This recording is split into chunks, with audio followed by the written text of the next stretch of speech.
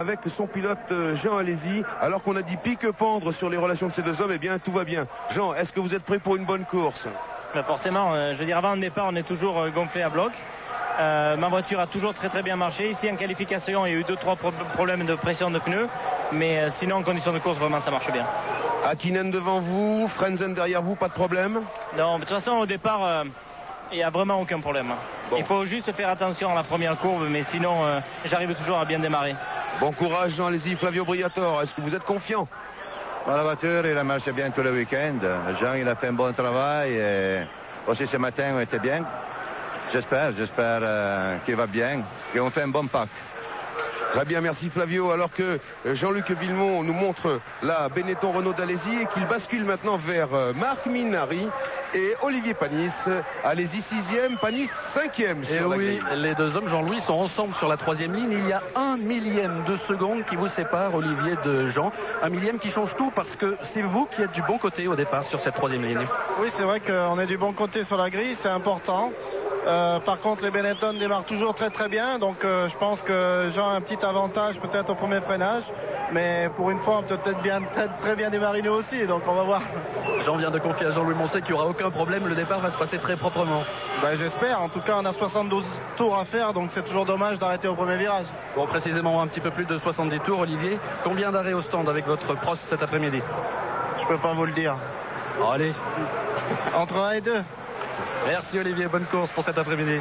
Oui, alors que Jean-Luc Villemont nous montre la Prost Honda d'Olivier Panis, sur laquelle on pourra remarquer, si Jean-Luc veut bien cadrer vers l'aileron, bien que Olivier Panis met un peu plus d'appui aérodynamique que les autres voitures et un peu plus ce qu'il a utilisé normalement aux essais, ce qui veut dire qu'il pourrait faire peut-être 2 arrêts plutôt qu'un seul, surtout si Bridgestone a choisi des pneus tendres. Vous savez que ici à Interlagos, mais comme depuis le début de la saison, on a droit jusqu'au samedi matin à 2 choix de pneus et puis ensuite il faut se débrouiller pour faire les qualifications, le warm-up et la course avec le même type de gomme. Alors si vous avez choisi des durs, eh bien pas de chance s'il fait très froid. En revanche, beaucoup de chance s'il fait chaud. Ici, la température est à environ 20 degrés, Marc Minari, alors que ici, on détaille la McLaren Mercedes de Mika Hakkinen qui a très nettement dominé son équipier David Coulthard, qui était le vainqueur du Grand Prix d'Australie à Melbourne. Et regardez cette belle scène, vous en parliez tout à l'heure, il y avait Flavio Briatore et Jean Alesi. Maintenant, ce sont 2 patrons d'écurie, Ron Dennis, en compagnie de son ancien super conseiller technique et champion du monde à l'époque où il était pilote, bien sûr. C'est Alain Prost, vous évoquiez Jean-Louis à l'instant David Coulthard. Il est 12e seulement sur cette grille de départ, le vainqueur de Melbourne. Coulthard à la 6e ligne, alors que donc son coéquipier Hakkinen est en 2e ligne avec le 4e temps. Hakkinen qui s'est annoté a réalisé donc ce matin au warm-up le 2e temps avec la voiture de réserve. Apparemment, il va également s'élancer cet après-midi avec sa voiture de réserve, Mika. Le grand Gerhard Berger qui s'installe maintenant dans la Benetton Renault. Il faut en profiter pour ajuster parfaitement les harnais. Aucun pli sous la combinaison, car la situation serait très inconfortable. Voyez avec quel soin Berger s'est installé, tandis que maintenant on part chez Ferrari.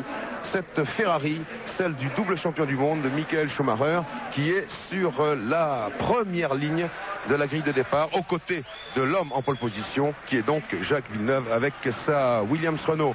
Marc Minari, vous êtes derrière Michael Schumacher. Vous savez, déranger Schumacher à ce moment-là, c'est pas toujours quelque chose de très facile. Schumacher qui est en train de s'équiper, vous le voyez, avec ses petites oreillettes qui intègrent la radio pour le casque. Chaque pilote a des oreillettes qui sont moulées, bien sûr, pour lui-même, pour sa propre anatomie, pour ses oreilles. Et bien sûr, Schumacher a besoin de la radio pour communiquer avec son stand. Vous savez combien il est fort pour régler la stratégie et combien lui peut avoir la volonté, pourquoi pas en course, si les événements l'exigent, de faire changer justement sa stratégie. Schumacher qui est 2e sur la grille, donc avec son rival annoncé, Jacques Villeneuve, mais qui ce matin au warm-up a signé, c'est un intéressant indice, le 9e temps seulement, à 9/10 de Jacques Villeneuve.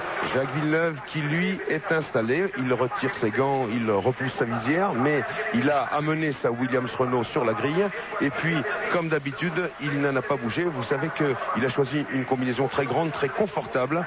Il a soigné sa position dans la voiture depuis le stand de Williams Renault, et il l'a amené amené ça Williams Renault ici en pole position sur la grille de départ d'Interlagos et il n'a plus bougé. Alors ce qu'on peut remarquer également, c'est que Jacques Villeneuve a choisi de partir avec assez peu d'appui aérodynamique, en tout cas beaucoup moins qu'à Melbourne en Australie, et ça c'est normal car il y a un grand secteur de ligne droite ici à Interlagos, et ce qui aide bien entendu Jacques Villeneuve, et vous allez le voir tout au long de ce Grand Prix, c'est qu'il est extrêmement rapide dans toute la remontée qui amène à cette ligne droite, et là c'est la puissance du moteur Renault qui parle, c'est là qu'il faut vraiment avoir beaucoup de puissance moteur. Jacques Villeneuve, dont on peut noter encore, Jean-Louis, qu'il a pulvérisé la pole de l'an dernier. Rappelez-vous, à Melbourne, il a battu la pole de 3 secondes. Ici, à Interlagos, c'est 2 secondes de mieux que la pole position de 1996. Ils sont 9 pilotes à se tenir dans 1 seconde lors des qualifications, vous l'avez vu, y compris Damon Hill. Ça, c'est une bonne surprise. Le champion du monde est là-bas sur la 5e ligne avec sa TWR à rose. Et lui aussi a battu son temps de l'an dernier en étant à 1 seconde, donc, de la pole position de son ancien coéquipier québécois. Voici le klaxon qui nous annonce qu'il va bientôt falloir évacuer la grille de départ. Vous avez remarqué au passage sur le plan de Jean-Luc Villemont que Villeneuve avait son nez pourvu d'un petit scotch pour le faire mieux respirer. Villeneuve que Marc Minardi a rencontré, nous allons nous aussi le retrouver. Jacques Villeneuve, tout de suite. 2 questions, 2 mots sur le warm-up d'abord de ce matin. Comment ça s'est passé? Ça s'est passé assez bien. La voiture est... Je crois que les réglages de la voiture sont meilleurs que ceux d'hier. On avait des vieux pneus et le plein d'essence, donc ça marchait pas mal. Bon, en course, vous avez Irvine très loin derrière cette fois-ci, donc théoriquement, après le départ, ça doit bien se passer. Disons que ça risque d'être un petit peu plus calme au départ, donc tant mieux, mais on sait jamais, tout peut arriver. Et je crois que ça va être une des courses les plus physiques qu'on a eu à date en F1, donc il va falloir être sûr de prendre les premiers tours tranquilles et de rallier l'arrivée. Votre rival désigné, c'est vous qui le désignez, c'est Michael maintenant, et vous êtes tous les deux ensemble devant. Il va y avoir de la bagarre et vous aimez ça? Oui, j'ai beaucoup de respect pour Michael et c'est sûr qu'il va être très vite en course, donc je pense qu'il va y avoir une bonne bagarre. Dernier mot, la stratégie? Ça on la garde pour nous. Michael Schumacher en première ligne avec Jacques Villeneuve. Jacques Lafitte, c'est l'affiche de ce Grand Prix du Brésil. C'est le grand duel. Ce sont les 2 superstars de la F1 moderne. Oui, après le Grand Prix de Melbourne, Villeneuve qui n'a pas pu finir alors qu'il aurait dû gagner la course est en position très délicate aussi ici à Interlagos, qu'il faut absolument qu'il marque des points aujourd'hui. Et puis Berger en outsider, 3e sur la grille de départ. Ça ne lui était plus arrivé depuis le Grand Prix d'Allemagne en juillet dernier. Oui, c'est assez rassurant pour Benetton et pour Jean Alesi. Ça veut dire que les voitures marchent mieux. Jean a l'air très confiant dans les performances de sa voiture avec le plein. Hakkinen sur la McLaren Mercedes partage la 2e ligne avec Gerhard Berger. Hakkinen qui avait été moins en verve que son équipier Coulthard à Melbourne, on s'en souvient. Ici, c'est plutôt l'inverse. Disons que Hakkinen a trouvé les meilleurs réglages que Coulthard, qui a été très embêté avec sa voiture pendant toute la séance d'essai. Et puis la Prost d'Olivier Panis, la bonne surprise du week-end, 5e sur la grille, 3e temps du warm-up ce matin, avec ses pneus Bridgestone et une voiture visiblement bien née. Tout semble indiquer que Bridgestone est déjà très performant par rapport à son concurrent américain. Et tout semble indiquer aussi que la voiture d'Olivier progresse régulièrement et qu'on est très heureux de le voir en 5e position. Il va faire certainement une très belle course, qu'on sait que la fiabilité de Prost est légendaire. Alors un petit mot précisément à propos du warm-up, on en a parlé tout à l'heure, mais malgré tout on a pu constater que les écarts sont assez serrés. Villeneuve a peut-être un petit peu de marge, mais il y a 20 voitures regroupées en 2 secondes. Oui, ce qui veut dire une chose, c'est d'abord que les voitures sont beaucoup plus proches qu'elles ne l'étaient l'année dernière. Ça veut dire aussi que l'on va assister à une course formidable à tous les niveaux, je veux dire de la première à la 10e place, de la 10e à la 20e, et qu'on va avoir un Grand Prix certainement magnifique. Extrêmement disputé sur ce circuit d'Interlagos dans la banlieue de Sao Paulo. Vous apercevez la ville là-bas au fond de l'écran avec une météo chaude, un petit peu de vent quand même, quelques nuages, mais aucun risque d'averse pour ce Grand Prix du Brésil 1997. On se retrouve dans quelques instants pour le départ du tour de formation après ces quelques messages. À tout de suite.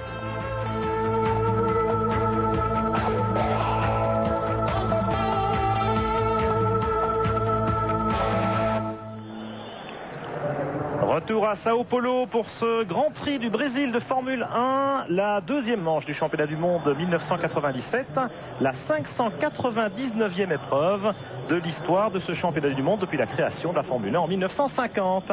Avec cette grille de départ d'Interlagos, Gerhard Berger ici très concentré dans sa Benetton Renault. Gerhard Berger qui a un beau coup à jouer, troisième sur la grille juste derrière. Villeneuve et Schumacher, les favoris de ce Grand Prix du Brésil, un Grand Prix très ouvert, même si Villeneuve a quand même dominé tous les essais, Jacques Lafitte, un Grand Prix avec beaucoup d'incertitudes, une course qui s'annonce très tactique avec le choix des pneumatiques et les arrêts au stand. Bien sûr, Villeneuve a l'air d'être très supérieur aujourd'hui, il était beaucoup plus à Melbourne et on s'aperçoit que les débuts de course peuvent être tonitruants et vont peut-être changer, mais ce qui est très important et très agréable ici, c'est de voir qu'il y a une dizaine de voitures qui peuvent être en tête de la course aujourd'hui. Si Jacques Villeneuve et Saoulien Treneau ne partent pas directement en tête, mais c'est vrai qu'on va avoir un Grand Prix étonnant parce que de la première à la 20e place, les voitures sont très près. Tous les pilotes, les écuries ont énormément travaillé entre Melbourne et ici Interlagos et ça vous donne une grille de départ qui est assez impressionnante. C'est très rare même d'avoir aussi peu d'écart entre le premier et le 20e. Alors les pilotes, Jacques, dans ce moment qui précède le départ précisément, là on voit que les mécaniciens dégagent la grille de départ. Les 22 voitures qualifiées vont s'élancer pour ce tour de formation. Que font les pilotes pendant le tour de formation? Déjà ils essayent de ne pas caler au départ pour évidemment ne pas partir perdre leur place sur la grille. Et ensuite de ça, je crois on est en train de penser comment allons prendre un bon départ pour ne pas perdre l'avantage des essais qualificatifs, parce que c'est très difficile d'être dans les premières lignes et on peut aussi bien à partir d'un départ perdre complètement. Vous avez vu le départ du tour d'information, Jean Alesi qui a énormément accéléré pour faire chauffer ses pneus arrière. Et pour nettoyer peut-être un peu la piste à l'emplacement de son... Oui, si c'est que Jean a failli rentrer dans la voiture qui était devant, vous avez vu, il a obligé de faire un petit écart assez brutal. On aurait même pu penser que c'était le départ du Grand Prix. Alors un très beau circuit, Interlagos, qui serpente entre les lacs Interlagos, ici au sud de Sao Paulo au Brésil. Un circuit très exigeant, Jacques, nous allons le boucler 71 fois pendant ce Grand Prix, 307 km.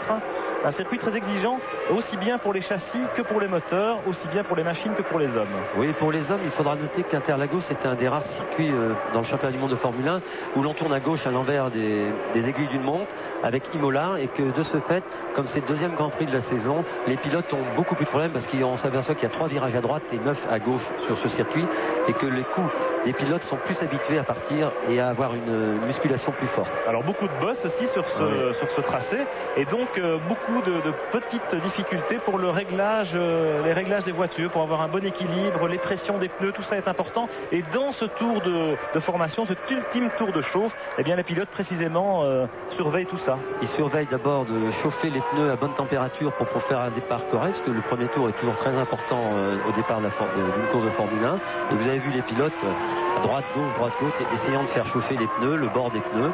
On voit encore sur la voiture ici d'Alesi la marque des pneumatiques, ça veut dire qu'il n'a pas encore uniformément mis sa gomme à température, rodé ses pneus, donc c'est très important de le faire parce que ça va commander le départ et vous savez que le départ est d'une importance capitale sur les courses de Formule 1 aujourd'hui. Voilà cette longue ligne droite en montée où les moteurs donnent toute leur puissance avec ce virage à gauche qui passe à fond.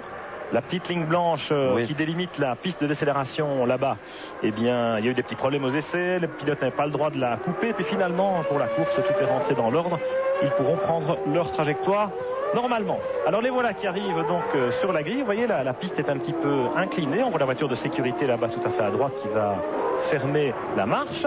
Villeneuve qui s'installe à droite, Schumacher à gauche. Villeneuve... tempête sous un casque à ce moment-là, Jacques, c'est important. Il a fait beaucoup d'essais de départ. Il a loupé son départ à Melbourne. Il est sur la bonne position de la grille, comme Olivier Panis d'ailleurs, sur le côté droit de la piste qui est beaucoup moins poussiéreuse qu'à gauche. Et en général, on part mieux. Et donc c'est un petit avantage pour Olivier Panis et sa Prost. Alors on se souvient du Grand Prix d'Australie il y a 3 semaines. Tout peut se jouer dans ces premiers mètres de course, dans ces quelques premières dizaines de mètres. Eddie Irvine avec sa Ferrari est assez loin, heureusement, de Jacques Villeneuve. Mais attention à ce moment toujours émouvant, toujours sensationnel. On va vous le laisser vivre. C'est parti.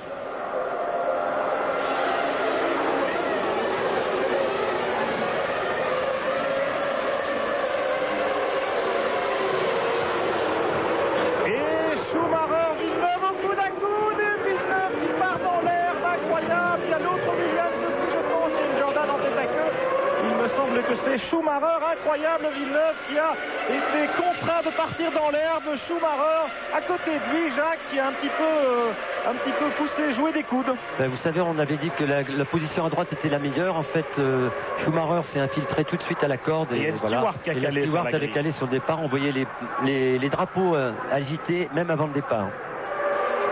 Alors attention, la Stewart là-bas sur la grille, parce qu'il va falloir la dégager avant que ces messieurs n'arrivent pour boucler leur premier tour avec Schumacher devant Berger, Panis troisième, et puis la McLaren de Häkkinen, drapeau rouge parce qu'il y a la Stewart évidemment qui est complètement bloquée là-bas.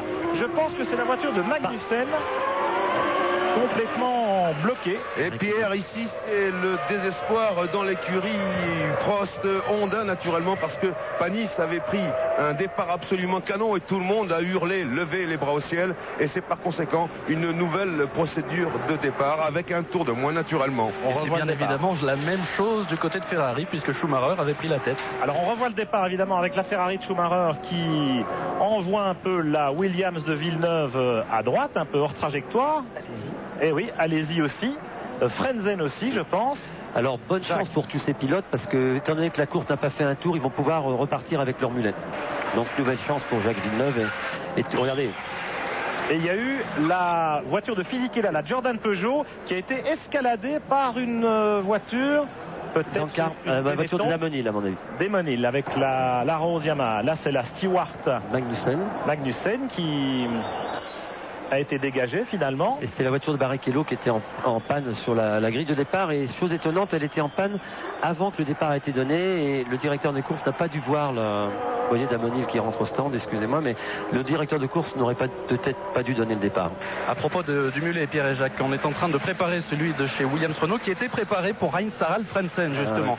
Mais on a emmené pour l'instant juste un museau, un capot, un aileron avant pour Jacques Villeneuve. On va voir si on peut se contenter de le changer et le relancer avec sa propre monoplace de course. Il faudra un museau aussi pour la Rose de Damonil, la Rose Yamaha. On revoit d'ailleurs d'un autre angle maintenant le départ avec cette bousculade dans le S de Senna là-haut. Un virage en dévers avec un virage sans visibilité, ce qui explique peut-être un petit peu cela. C'est donc la Stewart de Barrichello effectivement qui était restée bloquée sur la grille de départ et qui a provoqué en quelque sorte ce drapeau rouge. Là c'est Jan Magnussen, le jeune danois, l'équipier de Barrichello, qui revient à pied pour prendre la voiture de réserve de l'équipe Stewart Ford. Lui, il a carrément abandonné, en tout cas il a été abandonné par sa voiture dans ce premier tour. Alors on voit que la voiture d'Alesi est toujours là, et qu'en fait je crois sur le départ c'est une voiture blanche et bleue, c'était la voiture de Damonil, je pense, qui était allée un peu à l'extérieur. Alors on est donc changement de capot, oui, certainement sur la voiture de Jacques Villeneuve, qui visiblement n'a rien abîmé sur sa voiture. Les mécaniciens sont en train de vérifier, mais il n'y a pas de gros dégâts sur sa voiture. Alors on va repartir pour 70 tours, c'est-à-dire un tour de moins, puisque a été couvert avant ce drapeau rouge qui interrompt la course. Il y a quelques voitures qui manquent sur la grille de départ, et on va tout de suite voir s'ils vont revenir. Allez-y, Frenzen, Ralf Schumacher est là, Barrichello est là, Fisichella bien sûr, qui a été un petit peu harponné par Damonil et son Arrows Yamaha dans cette bousculade du premier virage. Alors Jean-Louis Moncet, Marc Minardi, je ne sais pas si vous allez pouvoir remonter sur la grille de départ pour un petit peu nous donner les dernières nouvelles. Là on voit Damonil avec l'Arrows Yamaha numéro 1 qui rentre au stand. Alors est-ce qu'il va prendre la voiture de réserve? Est-ce qu'on répare celle-là? Suspense. Vous voyez, les mécaniciens la soulèvent. Les mécaniciens ont vérifié le train arrière. Et puis changement de capot avant et de mesure pour Jacques Villeneuve aussi. Alors je vous propose qu'on retourne à Paris pour tourner une petite page de pub, et on revient ensuite à Interlagos pour vivre le départ, le bon cette fois, espérons-le, de ce Grand Prix du Brésil de Formule 1. Retour à Sao Paulo pour ce Grand Prix du Brésil de Formule 1 sur les circuits d'Interlagos. On pousse une Ferrari, vous le voyez, c'est la voiture de réserve de la Scuderia qu'on amène pour Eddie Irvine, qui a été une des victimes de ce carambolage au départ du Grand Prix du Brésil, départ qui va être redonné dans quelques minutes pour 70 tours de course au lieu de 71. Là sur la piste, eh bien, on aperçoit une Jordan Peugeot, c'est celle de Giancarlo Fisichella, Jacques Lafitte, Fisichella qui va aller rejoindre sa place sur la grille de départ. Fisichella qui a remis des pneus neufs d'ailleurs aussi sur sa voiture, et on va s'apercevoir aussi que derrière lui Herbert, Barrichello et Damonil ont été absents. il manque 3 ou 4 voitures, notamment la Williams de Frenzen. Marc Minari, vous êtes chez Williams. Qu'est-ce qui se passe? Il se passe qu'on est en train de préparer justement le mulet pour Heinz Harald qui vient d'arriver il n'y a pas plus de 30 secondes en courant. Appelé bien sûr par Patrick Head. Attention, on va démarrer le moteur. L'homme qui est en train d'équiper Heinz Harald Frentzen, c'est Karl Gaden, le chef mécano. Vous voyez cet homme qui a la queue de cheval, peut-être c'est lui le chef mécano et qui a beaucoup briefé Frentzen sur les arrêts au stand notamment. On aura peut-être l'occasion d'en reparler. Et puis il y a le blond, le team manager Dickie Stanford qui s'occupe aussi de la manœuvre. Et vous voyez l'inquiétude actuellement Williams parce que enfin le moteur.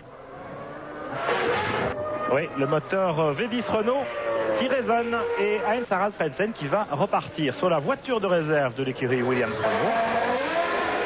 Le voilà qui s'élance et qui va aller rejoindre la grille comme Fisichella qu'on aperçoit là et qui se faufile jusqu'à sa place en 4e ligne. Une très bonne performance de Fisichella, 7e temps des essais ici à Interlagos. C'est donc une procédure de départ qui recommence à 0. Les pilotes qui repartent avec les voitures de réserve, comme Eddie Irvine ici avec la Ferrari de réserve, le mulet de la Scuderia Ferrari. Eh bien, les pilotes vont pouvoir se remettre à leur place sur le grille de départ, Jacques. Oui, ce qui était très important pour le déroulement de ce Grand Prix, parce que ça a éliminé instantanément 4 bonnes voitures de la grille, et ça faisait un trou. Malheureusement, effectivement, Olivier Panis avait pris un excellent départ, mais je crois qu'un départ suivant, ça sera la même chose. Alors Frenzen sur la Williams Renault va aller se remettre en position. Sur la 4e ligne de la grille seulement, 8e place pour Frenzen. C'est une grosse déception de ce début de saison, Jacques. L'écart incroyable entre Villeneuve et Frenzen chez Williams Renault. On attendait mieux du pilote allemand. Oui, absolument. On s'est aperçu que pendant tout le week-end, il y a eu des gros problèmes de train arrière et il a beaucoup de mal à résoudre ces problèmes de train arrière sur sa voiture qui saute beaucoup et effectivement la voiture est beaucoup moins performante que celle de ce coéquipier.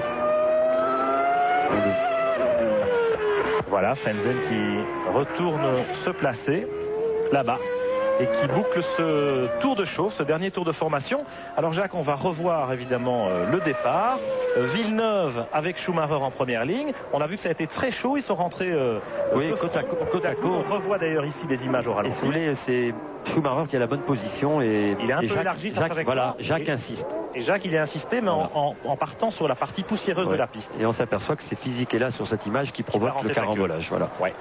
Il y a plusieurs incidents en fait. Il y a Villeneuve qui part dans la partie poussiéreuse de la piste en travers, il perd l'adhérence, il tire tout droit. C'est vrai aussi pour Frenzen. Oui. Et puis là, il y a cet accrochage entre Fisichella et Demonil. Voilà, qui va provoquer, vous voyez, le passage de la McLaren de Coulthard très juste entre les deux voitures. Voilà. Et là, c'est Frenzen qui vient faire le créneau pour se garer sur la grille. Voilà Barrichello qui arrive avec la Stewart Ford. Il ne manque plus qu'une voiture, laquelle Herbert, je crois. Oui, c'est possible. Johnny Herbert, en effet. Alors bon, on va voir ça. Voilà la Benetton. Non, la Rose de Demonil. Voilà, c'est celle-là qui manquait. Il qui est reparti, il s'est arrêté longuement en stand, mais pour réparer sa voiture. Il n'a pas pris son mulet. Non, il avait beaucoup de problèmes. Positionnement de l'aileron, le support aileron qui était cassé et l'aileron, le capot avant a été changé. Et visiblement, il n'y avait pas eu d'autres dégâts. En tout cas, on l'espère pour Demonil. En tout cas, beaucoup de travail. Là, c'est la Stewart Ford qui est poussée dans les stands. La voiture utilisée par Magnussen qui a été ramenée par les commissaires. Là, nous avons Eddie Irvine avec Jean Todt. Eddie Irvine qui a aussi été bloqué. On revoit Demonil avec son mât d'aileron effectivement plié suite à la collision avec la Jordan de Fisichella. Elle était carrément partie à saute-mouton. Oui, elle est partie très en l'air et on espère que ça n'aura pas endommagé le train arrière. Et puis la Stewart de Barrichello qui avait calé au moment du départ et même un petit peu avant que les lumières ne s'éteignent. Et vous pouvez voir là que Barrichello avait le mulet à sa disposition, donc pour lui c'est pas très très grave. Il a essayé sa voiture aux essais et donc il a une voiture qu'il connaît parfaitement. Et c'est lui qui avait provoqué en réalité ce drapeau rouge. Et nous allons assister au deuxième départ de ce Grand Prix du Brésil de Formule 1. Barrichello, c'est un petit peu la vedette locale. Il est reparti un peu à zéro cette année en relevant le challenge de l'écurie Stewart Ford. L'an passé, il était chez Jordan Peugeot, il était parti en première ligne ici à Sao Paulo.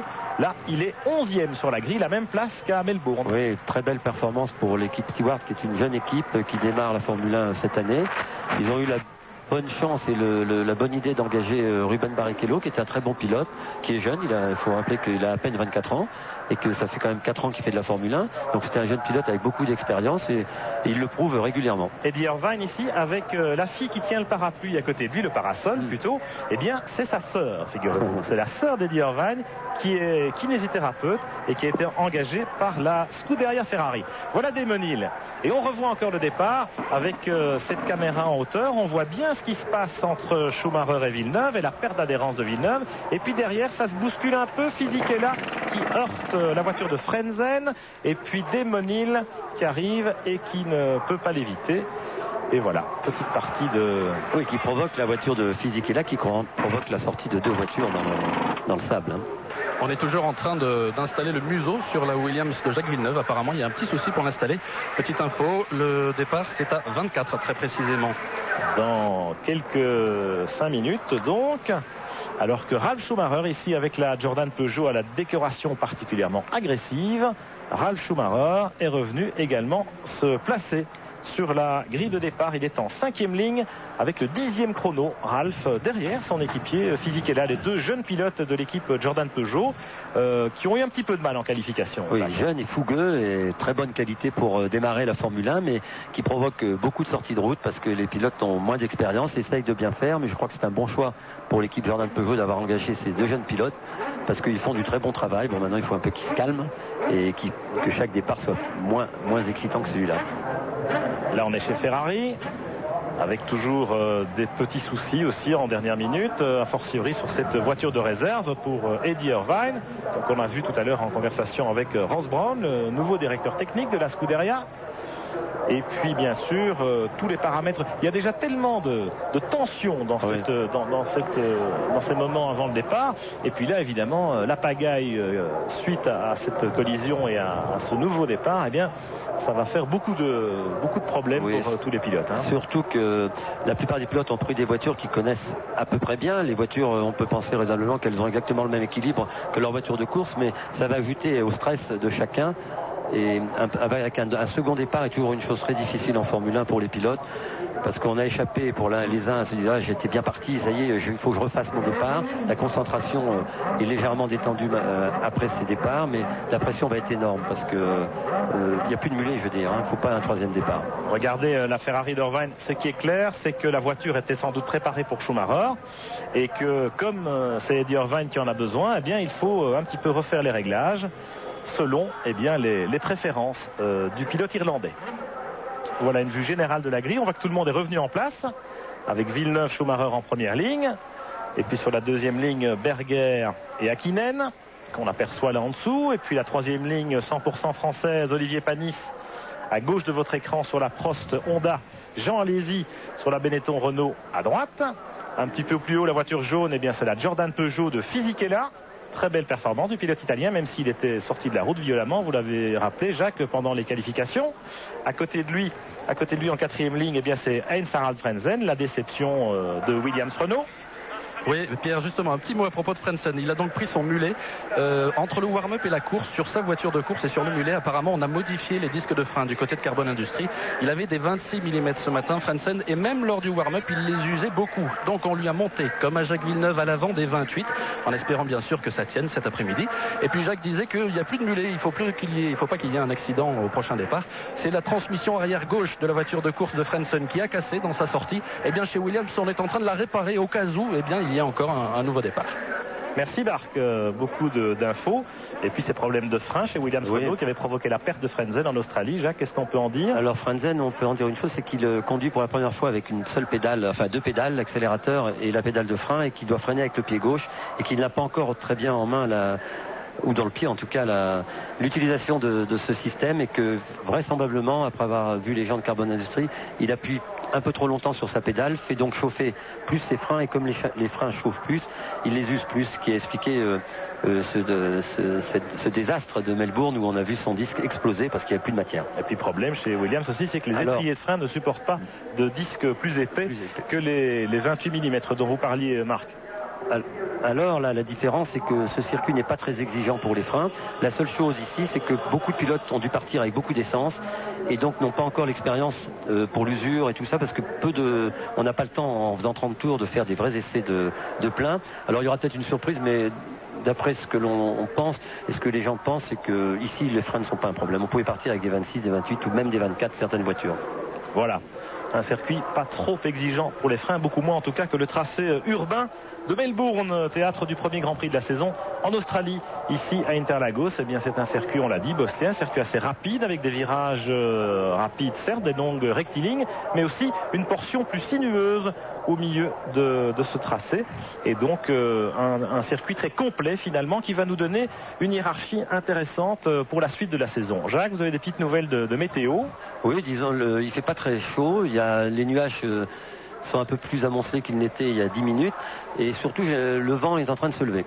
Voilà. 20 degrés à peu près.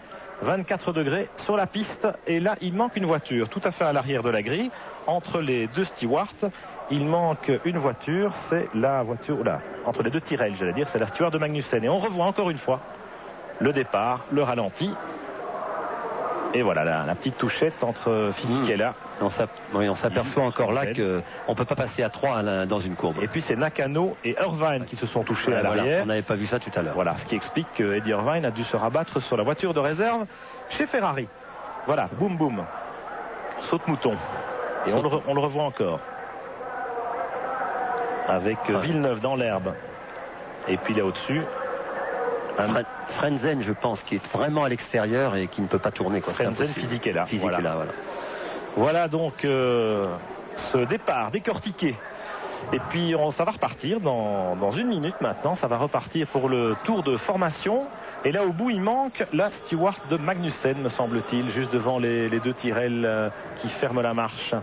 Alors Pierre, une petite précision, la course naturellement va repartir pour sa distance totale intégrale, c'est-à-dire 72 tours. C'est seulement dans le cas d'un faux départ avec la procédure jaune qu'on réduit d'un tour. Là tout le monde a ravitaillé et donc on repart pour un Grand Prix du Brésil de 72 tours à parcourir complètement. Merci de cette précision Jean-Louis, vous faites bien de le souligner. 72 tours, c'est tours de formation inclus. Donc en course, ce sera bel et bien 71 tours. Là, vous avez la Stewart Ford de Magnussen telle qu'elle a été abandonnée par le pilote danois tout à l'heure dans le premier tour de course.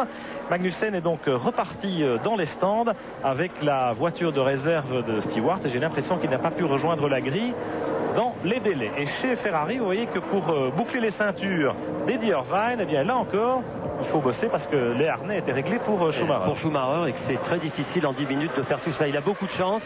Normalement, il devrait partir plus loin, mais bon, il est parti à sa place. C'est vrai que normalement, les mécaniciens n'avaient plus le droit d'intervenir sur la voiture au moment du feu vert. Je pense qu'il y aura une réclamation. C'est pas impossible. Allez. Jean, allez-y, vous l'avez vu, reparti en pneu neuf sur la Benetton Renault. Alors pour Villeneuve, on en parlait dans le premier tour de formation, Jacques, il ne faut pas louper son départ. Villeneuve a déjà raté son départ à Melbourne.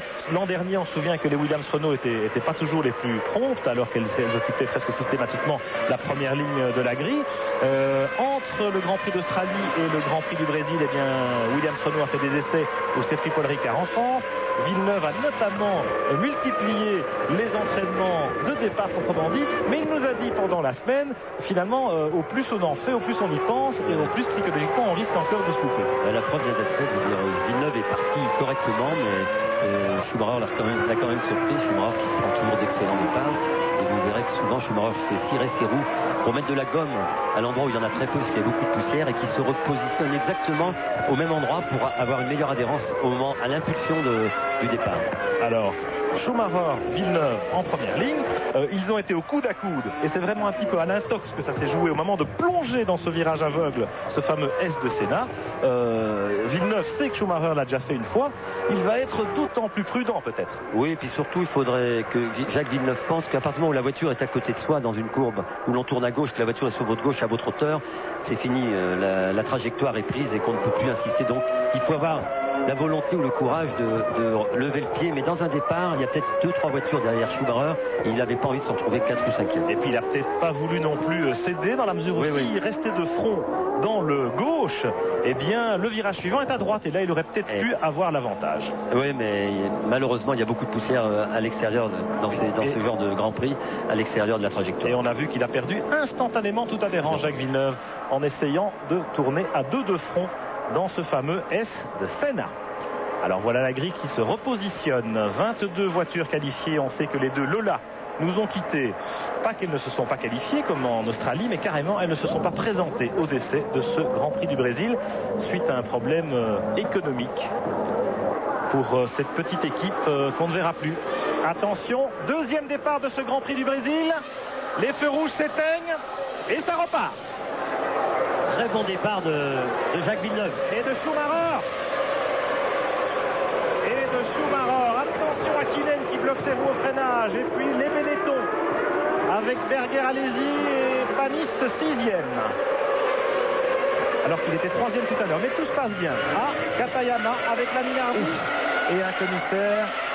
Et les commissaires brésiliens sont parfois un peu empotés. Enfin, il s'est fait rouler dessus par la roue arrière de la voiture du petit japonais. Attention, ça se bouscule avec les 2 de Jordan Peugeot là-bas au freinage du bout. Et c'est Schumacher, Villeneuve qui ont déjà fait le trou. Avec Hakkinen, 3e. Schumacher en tête. C'est pas mal parce qu'il va avoir du mal, Villeneuve, pour le Oui, ça va nous faire un bien plus beau Grand Prix. C'est difficile de doubler. Schumacher, vous allez voir, on ne le passe pas comme ça et ça présage la suite d'événements très très agréable. Malheureusement, Olivier est en 6e position, un moins bon départ. Alors ce matin au warm-up, petite information pour vous donner une idée de ce qui va se passer dans les tours qui viennent. Villeneuve avait réussi son meilleur tour en 1.17.4, c'était le meilleur temps des essais libres. Schumacher était seulement 9e en 1.18.3. Alors on va voir aussi combien d'essence ils ont embarqué et quel type de pneus ils chaussent. On croit savoir, Jacques, parce qu'il y a beaucoup d'infox là-dessus, avec aussi bien Schumacher que Villeneuve sont en pneus durs. Attention, Villeneuve déjà en position d'attaquer Schumacher au bout de la ligne droite et il le passe de façon irrésistible. On pourrait penser que Jacques Villeneuve part avec moins d'essence que Schumacher et qu'il a peut-être des pneus plus tendres vu la facilité avec laquelle ça ne présage rien de bon. Schumacher s'était doublé à l'aspiration. Avec beaucoup d'aisance. Ah oui, étonnant. Alors le classement, fin du premier tour. Villeneuve, Schumacher. 3e Hakkinen, 4e Berger, 5e Alesi, 6e Panis, 7e Demonil avec la Rosiama, très beau départ. 8e Coulthard qui était 12e sur la grille, bien joué aussi. 9e et 10e les 2 Jordan Peugeot, Fisichella et Ralf Schumacher. 11e Johnny Herbert sur la Sauber, 12e Barrichello avec la Stewart, 13e seulement Heinz Harald Frentzen avec la seconde Williams Renault. Ça c'est une catastrophe pour le pilote allemand. La Minardi de Katayama est poussée dans les stands. L'autre Minardi, Arnaud Trulli, est 14e devant la Ferrari d'Irvine, 15e, la Rose de Diniz, 16e, la Sauber de Larini, 17e, la Prost de Nakano, 18e, et puis les 2 Tyrrell de Salo et Verstappen, 19 et 20e. Villeneuve qui coupe la ligne blanche. Oui, il s'en sert. Il peut, c'est autorisé pendant la course. Et il bombarde, Jacques, avec la Williams Renault.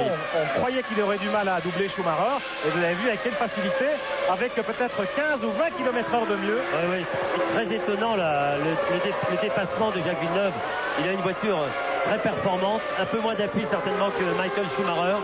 Moins de problèmes sur les bosses et donc une voiture plus agréable à conduire et plus facile et on s'en aperçoit là. Regardez le dépassement exceptionnel. Aspiré, c'est le grand intérêt aussi de ce circuit, c'est que de grandes courbes avant la ligne droite des stands, cette grande vitesse permet ces dépassements.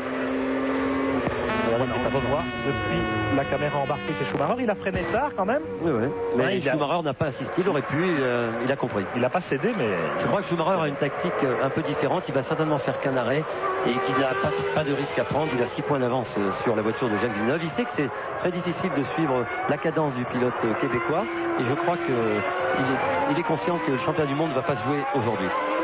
Alors entre Villeneuve et Schumacher, effectivement, c'est la bagarre pour le titre de champion du monde qui se joue, qui est en train de se jouer, qui commence en réalité, puisque nous avons encore 16 courses avec celle-ci au programme de la saison 97. Une très longue saison et déjà l'avantage pour Schumacher, 6 points d'avance au championnat sur Villeneuve, puisque le pilote allemand s'était classé 2e au Grand Prix d'Australie, où Villeneuve, on s'en souvient, était rentré bredouille. On s'aperçoit que Jacques Villeneuve tourne presque 2 secondes plus vite que Michael Schumacher, qui lui aussi est un peu moins rapide que les deux Benetton et la voiture de Panis derrière. Et ça veut dire que Schumacher a beaucoup d'essence et certainement des pneus durs. Alors Berger a pris la 3e place à Hakkinen, ce qui veut dire que les Benetton Renault sont bien dans le coup également en ce début de course. Mais pour suivre la cadence de Villeneuve, regardez à quelle vitesse il prend la poudre d'escampette là-bas. Jacques, c'est impressionnant. Oui, c'est plus d'une seconde au tour, 1 seconde dans le dernier tour. Il faut savoir que Michael Schumacher tourne en 1,20,11 et que Panis sur la Prost tourne en 1,25, c'est-à-dire que c'est très proche. Et Villeneuve a tourné en 1,19,0 dès son 2e tour. Très à l'aise le pilote canadien. Sa Williams Renault, il la connaît bien. Il est parvenu à parfaitement bien la régler, bien l'équilibrer pour ce difficile circuit d'Interlagos, contrairement à son équipier Frenzen. Alors il faut savoir que Frenzen a eu beaucoup de problèmes d'amortisseur pendant les essais. On s'est aperçu hier en démontant la voiture qu'il y avait un amortisseur qui était cassé et on espérait qu'il aurait réussi à régler sa voiture, mais il a perdu beaucoup de temps. Et puis il n'a pas tout à fait l'expérience de Villeneuve dans cette équipe Williams, très exigeante aussi. Voilà Villeneuve au freinage du bout. Voilà Schumacher avec Berger qui revient. Hakkinen, allez-y, Panis. Très à l'aise. Il suit bien la cadence. Et puis Desmenil avec Coulthard. Et les deux Jordan Peugeot. Frenzen. Une superbe bagarre, en tout cas dans le peloton. Derrière Villeneuve qui a fait le trou. 3 secondes et demie d'avance déjà pour Jacques Villeneuve. Il a vraiment fait le trou par rapport à ses poursuivants, emmenés par Schumacher. Mais dans le peloton, vous l'avez vu, les bagarres sont très intéressantes. Comme nous le prévoyons, une formidable bagarre à l'arrière. Il va y avoir des bagarres partout aujourd'hui, à tous les niveaux, de la 10e à la 20e. Les voitures sont très proches. Vous avez vu la bagarre entre Coulthard, Hill et Irvine et tout. Ça va être fantastique. Et puis les Jordan Peugeot qui sont là avec eux aussi. Jacques Villeneuve en tout cas très à l'aise en début de course. Les positions, eh bien, suppose que vous suivez ça de très près. C'est le moment de jouer avec nous au concours Top Position.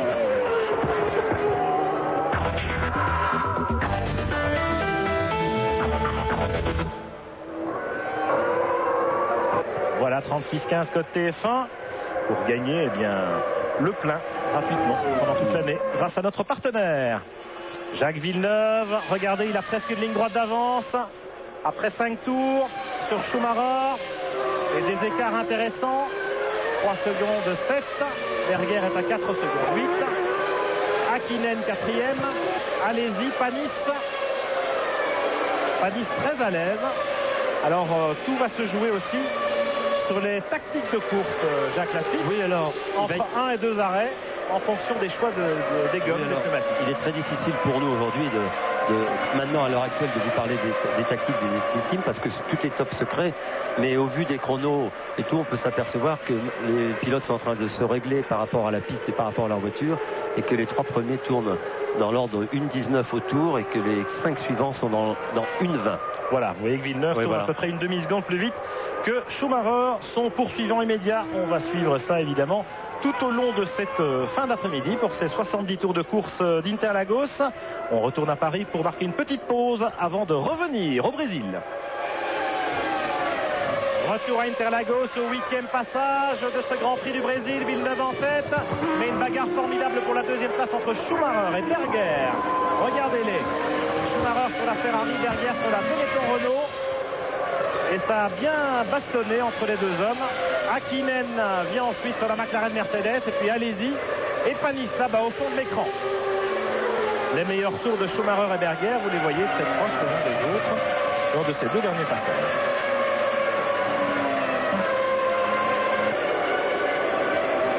Alors on va essayer de revoir ce qui s'est passé entre Schumacher et Berger. Regardez-les. Voilà le freinage du bout. Berger qui a oublié de freiner à la corde. Il s'infiltre. Jacques Lafitte. Oui, c'est un pitch formidable. Alors, c'est pas comme ça s'est passé tout à l'heure avec Jacques Villeneuve. Schumacher reste à droite et va récupérer la bonne trajectoire. Donc, on croyait que Berger avait doublé. Non, et Schumacher a tenu le coup et la piste a dû se nettoyer un peu après les passages des autres voitures. Mais Berger est beaucoup plus rapide en ligne droite, ce qui tendrait à expliquer que Schumacher, pour régler sa voiture, a beaucoup plus d'appui que Berger. Et puis une impression qu'on peut en regarder dans la ligne droite. Il déboîte assez facilement, comme l'avait fait Jacques Villeneuve. Mais C'est un peu plus difficile. Hein. Une meilleure vitesse de pointe indiscutablement pour les Benetton Renault. Et on peut imaginer aussi, Jacques, que Schumacher est parti pour un seul arrêt et que Berger, devant lui et derrière lui, comme Villeneuve devant d'ailleurs, serait vraisemblablement dans une stratégie à 2 arrêts avec des voitures évidemment plus légères. Oui, ce qui pourrait expliquer, ceci expliquant cela, le dépassement plus facile, une meilleure accélération puisque la voiture est moins lourde. Parce que vous savez qu'aujourd'hui, entre 10 ou 15 kilos d'écart d'essence sur la voiture, ça fait quelques dixièmes au tour et ça a une facilité de conduite et d'accélération qui est vraiment très différente. On use moins les pneumatiques aussi avec une voiture plus légère. Bien sûr. On accélère mieux. Ouais. Regardez son freinage là-bas à l'épingle en première. Eh bien, il retarde ses freinages. Il attaque. Il est en 1.18.6 déjà, alors que nous avons bouclé 9 tours. Sur les 72 que compte ce Grand Prix du Brésil. Schumacher deuxième à 8 secondes. Berger troisième à 9 secondes. Hakkinen quatrième à 11 secondes. Jean Alesi cinquième dans les roues du Finlandais. 6e Olivier Panis à 13 secondes. Desmenil occupe toujours la 7e place avec la Rose Yamaha, mais à 19 secondes du leader. David Coulthard est 8e sur la McLaren Mercedes. 9e Fisichella Jordan Peugeot. 10e Ralf Schumacher avec l'autre Jordan Peugeot. Devant la Williams Renault de Frenzen, seulement 11e. Herbert est 12e sur la Sauber. Barrichello 13e sur la Stewart. Diniz 14e avec l'autre à Rose. Eddie Irvine 15e avec la Ferrari. Larini 16e. Nakano 17e. Trulli 18e. Et puis les 2 Tyrrell de Salo et Verstappen 19e et 20e. Et la bagarre continue, Jacques, 10 secondes derrière Villeneuve. La bagarre continue entre Schumacher et Berger. Oui, il y a plusieurs bagarres derrière. Il y a Schumacher, Berger, Hakkinen, Alesi aussi. Panis est un tout petit peu en retrait derrière. Il tourne un tout petit peu moins vite, 3-4 dixièmes moins vite que ses adversaires. Mais je crois qu'Olivier va certainement effectuer qu'un seul arrêt. Donc il est parti avec beaucoup d'essence dans son réservoir. À mon avis, avec le plein d'essence. Et pour essayer de voir venir ce qui va se passer avec les pneus. Alors, autre paramètre, Schumacher est parti en pneus durs chez Ferrari, on le sait, alors que chez Benetton, eh bien, on a plutôt choisi les gommes tendres de Goodyear, ce qui explique que Berger soit un peu plus rapide aussi en début de course. Oui, soit un peu plus rapide, mais ça ne dit pas non plus que Berger ne va pas effectuer un seul arrêt, parce qu'on s'est aperçu pendant les essais qu'entre les pneus durs et les pneus tendres, il y a très peu de différence, mais que la Ferrari préfère utiliser les pneus durs parce qu'elle est plus difficile sur la piste et Schumacher conduit beaucoup plus durement. Regardez. À l'aspiration, Berger, il va déboîter au freinage encore, il se faufile. Ouais, oh là là. Magnifique dépassement. Hein. Voilà, il ne s'est pas embarqué. Oui, très autoritaire, très incisif Gerhard Berger dans cette manœuvre. Voilà le pilote autrichien en 2e position de ce Grand Prix du Brésil avec la Benetton Renault. Magnifique attaque sur la Ferrari du champion du monde. C'est pas arrivé souvent à Schumacher de se faire doubler comme ça. Non, mais c'est vrai que l'attaque a été incisive. Ça veut dire que la voiture de Berger est très compétitive et qu'on va peut-être avoir une surprise. Mais de là à rattraper Jacques Villeneuve, qui caracole en tête pour le moment, mais très beau dépassement, fantastique dépassement. Vous voyez les circuits, on a des grandes lignes droites avec un bon freinage, permet des dépassements extraordinaires et ça va la course va être fabuleuse, qu'il y a des bagarres partout. Panis, lui, est toujours 2-3 dixièmes moins vite que les gens devant lui, Hakkinen et Alesi. Il a un peu de mal à suivre la cadence, mais je pense sincèrement que Panis est parti avec le plein d'essence. Et on revoit l'attaque de Berger sur Schumacher. Alors vous avez vu le dépassement à l'aspiration, le freinage un peu tardif de Berger qui est vraiment tangent, vous l'avez vu, il bloque un tout petit peu sa roue avant gauche et heureusement il récupère ce qui évite d'aller à l'extérieur et ce qui aurait permis à Schumacher de se refaufiler encore à l'intérieur, mais il a pu garder sa trajectoire et voilà, maintenant il s'en va. Il s'en va Berger, il creuse immédiatement l'écart par rapport à Schumacher et il va peut-être même tenir à peu près la cadence de Villeneuve, qui sait. En tout cas, Schumacher est certainement parti avec beaucoup d'essence parce que sa cadence est beaucoup moins rapide. Regardez, il va maintenant se faire rattraper par Hakkinen et Alesi avec l'autre Benetton Renault. Oui, ça a donné des idées à Hakkinen de voir Berger dépasser la voiture de la Ferrari de Michael Schumacher et effectivement ils se sont un peu rapprochés parce que Schumacher a perdu beaucoup de temps lors du dépassement quand il s'est fait dépasser par Berger. C'est ce qui explique un peu ce regroupement, mais vous savez qu'un pilote quand il se retrouve un peu plus près de la voiture se sent des forces nouvelles qui arrivent en lui et va essayer. Vous voyez la voiture de de Schumacher est très difficile, il glisse beaucoup, ce qui explique en grande partie son départ. Vous voyez, regardez ces dérapages incroyables. Le train arrière, beaucoup de motricité. Pas beaucoup de motricité sur la Ferrari. Une voiture très instable. Beaucoup d'appui à l'arrière pour essayer d'équilibrer la voiture, qu'il pénalise en ligne droite et qui là aussi le pénalise dans les virages.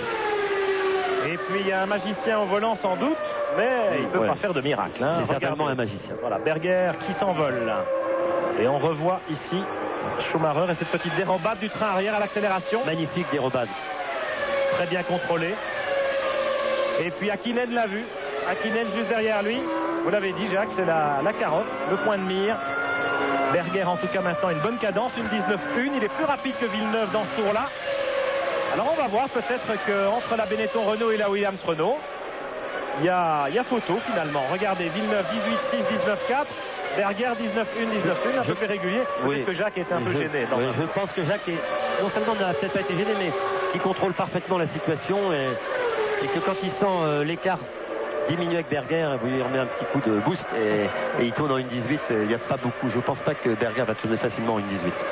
Regardez, il attaque le pilote autrichien au volant de sa Benetton.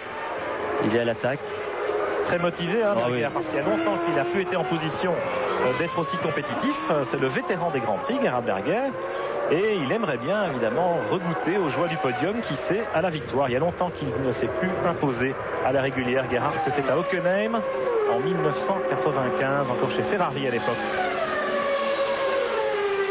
Villeneuve, qui a déjà doublé la Minardi de Katayama, je crois, ce qui explique peut-être ce tour un peu moins rapide tout à l'heure. Absolument, on voit aussi que Panis a bien progressé dans les temps, il tourne maintenant en 1.19, c'est la première fois, il tournait en 20 et il est dans les temps de ses adversaires. Allez, Villeneuve devant Katayama, on va essayer de vous piéger au petit jeu, top position.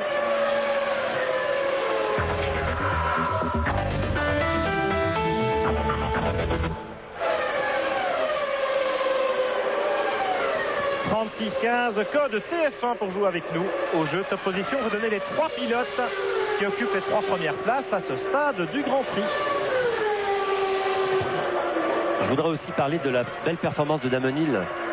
Avec la Rose, il est en 7e position, il tourne en 1.29, 1.28, 1.21, un petit 21. Et il est à 1 seconde des temps d'Olivier Panis et il garde surtout sa position par rapport à la McLaren de Coulthard qui elle tourne très près des temps de Damon Hill mais qui n'est pas en mesure pour le moment de doubler. Formidable progression en tout cas de la Rose Yamaha de Damon Hill entre l'Australie et le Brésil.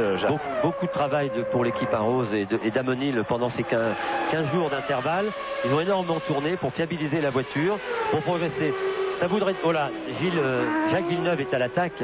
Il vient de bloquer sa roue dans ce passage un peu incurvé où la roue avant se déleste quand vous attaquez un peu trop et provoque ce blocage de roue. Et Berger réduit un petit peu l'écart, c'est intéressant. Berger est en 1.18.3. Villeneuve 1.18.9. 1.18.8, pardon. Formidable temps de Berger, je ne pensais pas. Et vous voyez, il est là, il attaque et la voiture se conduit. Je voudrais, pour en venir à Damon Hill, parler de la bonne performance des pneus Bridgestone qui permettent à Olivier Panis et à Damon Hill d'avoir cette bonne position, ce qui veut dire qu'après seulement 2 Grands Prix, Bridgestone fait pour ainsi dire jeu égal avec Goodyear. Jacques Villeneuve, 9 secondes d'avance sur Gerhard Berger au 15e tour. Schumacher, 3e avec la Ferrari, est à 14 secondes. Il est talonné par Mika Hakkinen sur la McLaren Mercedes et par Jean Alesi sur la Benetton Renault. Belle empoignade pour la 3e place. Et puis Olivier Panis en embuscade. Alors qu'ici on voit la McLaren Mercedes précisément à l'attaque, celle de Hakkinen à l'attaque. C'était Hakkinen? Je pense que c'est Hakkinen. Je n'ai pas regardé la couleur des rétros, Jacques. Oui. C'est vrai qu'on a beaucoup de difficultés à reconnaître les voitures. Et vous pouvez vous aussi en regardant la télévision vous apercevoir qu'Hakkinen a des rétros gris et que son coéquipier a des rétros rouges. Et là c'est la Williams de Villeneuve et la Williams qu'on venait de voir auparavant, c'était celle de Frentzen qui était en train d'en découdre avec les Jordan Peugeot de Fisichella et de Schumacher. Frentzen enfermé dans le peloton en raison de sa mauvaise position au départ et de son très mauvais départ, sa mauvaise envolée. Frentzen toujours 11e. Là c'est une Rose Yamaha, je crois. Très difficile à reconnaître, mais on va le savoir tout de suite. Pedro Diniz. Voilà, Pedro Diniz est arrêté. Pedro Diniz, le pauliste, il était 15e. Il était 15e devant la Ferrari d'Eddie Irvine. C'est quand même pas mal pour Pedro Diniz. Eh bien, malchance pour le pilote brésilien. Alors qu'est-il arrivé à Diniz? On va le savoir avec un ralenti, j'espère, une sortie de route ou une casse moteur. Un problème mécanique plus vraisemblablement. Dommage pour Pedro devant son public. Un autre devant son public, c'est Rubens Barrichello qui vient de rentrer au stand. Ah, Marc, eh bien, pas de chance pour les polistes. Alors, les habitants de Sao Paulo, les originaires de Sao Paulo, Diniz et Barrichello, qui dans le même tour, Ravitaillement peut-être. eh bien, ont des problèmes. Barrichello, déjà un ravitaillement, c'est Oui. tôt. Hein. Oui, Pierre, Oui, on oui. attend une Sauber à moteur Petronas. Encore les couvertures sur les pneus, mais ça ne saurait tarder. Peut-être le signal de la première vague de ravitaillement. Alors, Jacques, qu'est-ce qu'on peut dire de ça? 72 tours de course, nous en sommes au 17e tour et déjà on s'arrêterait? Oui, ça paraît très étonnant, en tout cas pour une tactique d'une voiture qui est partie assez loin derrière, de faire de nombreux ravitaillements, ou alors très peu d'essence pour les premiers tours pour pouvoir doubler, et s'arrêter avant tout le monde, remettre beaucoup plus d'essence et refaire encore un stop en fin de course. Pour Barrichello, c'est terminé Oui, en tout cas. voilà. On a vu les mécaniciens de l'équipe Stewart pousser la voiture vers le fond du garage. Barrichello, dont le panoteur avait quitté sa place. Il n'était pas du tout avec le stand Stewart Ford. Il est venu tout en haut, à l'entrée des stands, entre les Williams et les Ferrari, pour que Rubens voit bien son panneau. Et bien, il vient de le poser et il rejoint le stand à pied, bien sûr. Vous savez, Stewart, c'est une nouvelle équipe. Alors, ils se retrouvent tout au fond des stands. Et ici, oui. Herbert qui s'arrête à son stand. Changement des 4 pneus. Le préposé à l'essence toujours branché. Il est branché. Ça repart. Johnny Herbert, donc le premier à ravitailler à la régulière dans ce Grand Prix du Brésil au 17e tour. Herbert occupait la 13e place avec la Sauber Petronas. Et gageons qu'il va profiter de ce ravitaillement peut-être pour gagner quelques places en ayant bien anticipé le coup. Alors on peut penser que Herbert n'a pas remis beaucoup d'essence, qu'il s'est fait un stop de 28 secondes, et on avait calculé qu'il fallait à peu près 35 secondes pour faire le plein, la moitié de réservoir pour finir la course, c'est-à-dire le plein en fait de la voiture. Et Herbert finalement a choisi une tactique peut-être de 3 arrêts. Bah, certainement au moins 2, peut-être même 3 arrêts, puisqu'il s'arrête au premier quart de la distance seulement. Villeneuve, 8 secondes 6 d'avance sur Berger. Berger, le voilà, vous le voyez, il revient sur la Menardi de Katayama. Berger qui vient de tourner en 1.18.7. Vous le voyez, c'est son meilleur tour, 1.18.755. Villeneuve avait fait 1.18.6 au passage précédent. Et puis la bagarre avec Hakkinen derrière Schumacher toujours. Allez-y dans les roues de la McLaren du pilote finlandais. Et puis Panis en embuscade toujours en 6e position. L'écart de Panis est stable. L'écart de la Ferrari de Schumacher et de ses poursuivants est stable aussi. Les voitures ont à peu près les mêmes performances. Il va être très difficile pour ces pilotes de faire la différence. Arrêt de Mika Salo avec la Tyrrell. Tyrrell qui ne sont pas trop à la fête et qui multiplient également les arrêts, les ravitaillements, les changements de pneumatiques dans ce Grand Prix du Brésil. Alors que dans la bagarre pour les places qui valent cher, les places avec des points que nous suivons ici, Schumacher 2e, Hakkinen 3e. Non, Schumacher 3e, pardon, puisque Berger l'a passé. Hakkinen 4e, Alesi 5e, Panis 6e. Eh bien là, vu les écarts très faibles entre les voitures, la tactique va jouer un rôle important et 1 seconde ou 2 de gagné ou de perdu au ravitaillement permet de gagner 1 ou 2 places. Oui, certes, regardez la très belle bagarre. On voit les deux Jordan Peugeot qui elles aussi sont encadrés. Alors un beau petit train. Un beau petit train. Frenzen derrière. Frenzen, il est bloqué par les Jordan Peugeot. C'est Schumacher qui s'occupe de lui personnellement. Et puis devant, regardez Fisichella qui est en train de devenir dommage qu'on n'ait pas suivi ça. Fisichella, il était en train d'attaquer Coulthard, figurez-vous. Ni plus ni moins. Oui, alors on disait pour la tactique, c'est vrai que ça va être très important pour les voitures de tête qui sont très près les unes des autres. Alors maintenant, il va falloir savoir quels sont les arrêts pour ces pilotes. 1 ou 2, ça va être très important. 2 ou 3 même, peut-être, puisqu'on a vu qu'on s'arrêtait très tôt. Il faudrait savoir ici qu'à Interlagos, la rentrée dans les stands se produit très très loin des stands, que la route pour arriver au stand est très longue et qu'on perd beaucoup de temps. Alors on hésite à faire beaucoup d'arrêts parce que 35 secondes, 35 à 38 secondes, c'est assez pénalisant. Si on veut mettre un seul arrêt, il faut remplir le réservoir et ça va prendre à peu près 35 à 36 secondes. Alors Jacques Lafitte, une hypothèse aussi, c'est que Johnny Herbert est parti avec des pneus tendres. Or, il fait tout de même assez chaud sur cette piste d'Interlagos et peut-être que les pneus doivent être changés au moins 3 fois telle serait la raison de l'arrêt peut-être un peu prématuré de Johnny Herbert. Oui, c'est peut-être possible, Jean-Louis, mais on s'est aperçu pendant les séances d'essai que entre les pneus durs et les pneus tendres, il y avait très peu d'écart. Alors effectivement, sur la longueur de la course et la température extérieure, qui n'est pas aussi importante qu'elle est d'habitude, ça me paraît quand même étonnant que Herbert ait choisi de faire 3 arrêts. Ce qui est assez surprenant dans le chef de l'équipe Sauber, c'est que la voiture se comporte mieux avec beaucoup d'essence qu'à vide. On s'est rendu compte qu'en qualification, Herbert n'était pas du tout dans le coup. Il s'est qualifié seulement en 7e ligne, alors que lors des essais libres où on roule avec beaucoup d'essence, Herbert a pointé souvent lors des séances d'essais de vendredi et de samedi matin en 3e, 4e, 5e position. Oui, c'est ce qui est très étonnant de le voir s'arrêter aussitôt, mais bon, il y a peut-être une tactique de course qui est complètement différente à travers les deux équipiers. Alors, à propos de la tactique, on va s'arrêter chez McLaren Mercedes bientôt. Intéressant, rétroviseur gris, c'est la voiture d'Hakkinen, ici, derrière Schumacher. Alors que Verstappen, la deuxième tirelle, s'arrête aussi dans les stands après Salo Verstappen. Hakkinen, est-ce que c'est lui qui va rentrer? Schumacher devant lui en 3e position. Hakkinen 4e. Schumacher, Hakkinen, non, je crois que c'est Coulthard. Je pense que Coulthard va s'arrêter parce qu'il est freiné certainement par Damon Hill et qu'il ne tourne pas assez vite. Donc on va d'abord faire entrer Coulthard. On va voir l'usure des pneus de Coulthard qui pourrait donner quelques indications à Goodyear et à son équipe.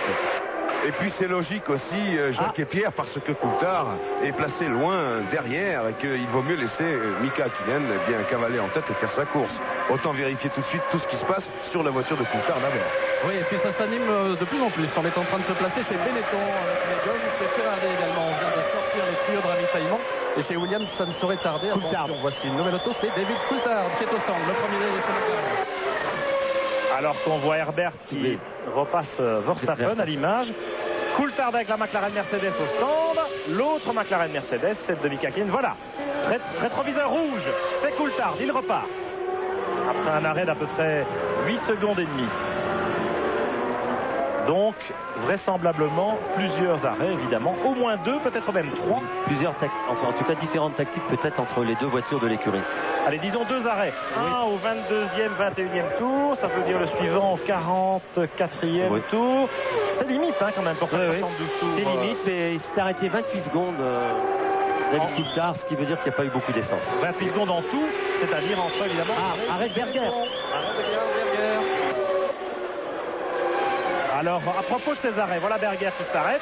Il était 2e à 8 secondes à peine de Jacques Villeneuve. C'est donc très important chez Benetton de bien réussir son coup. On va voir si Villeneuve va s'arrêter aussi.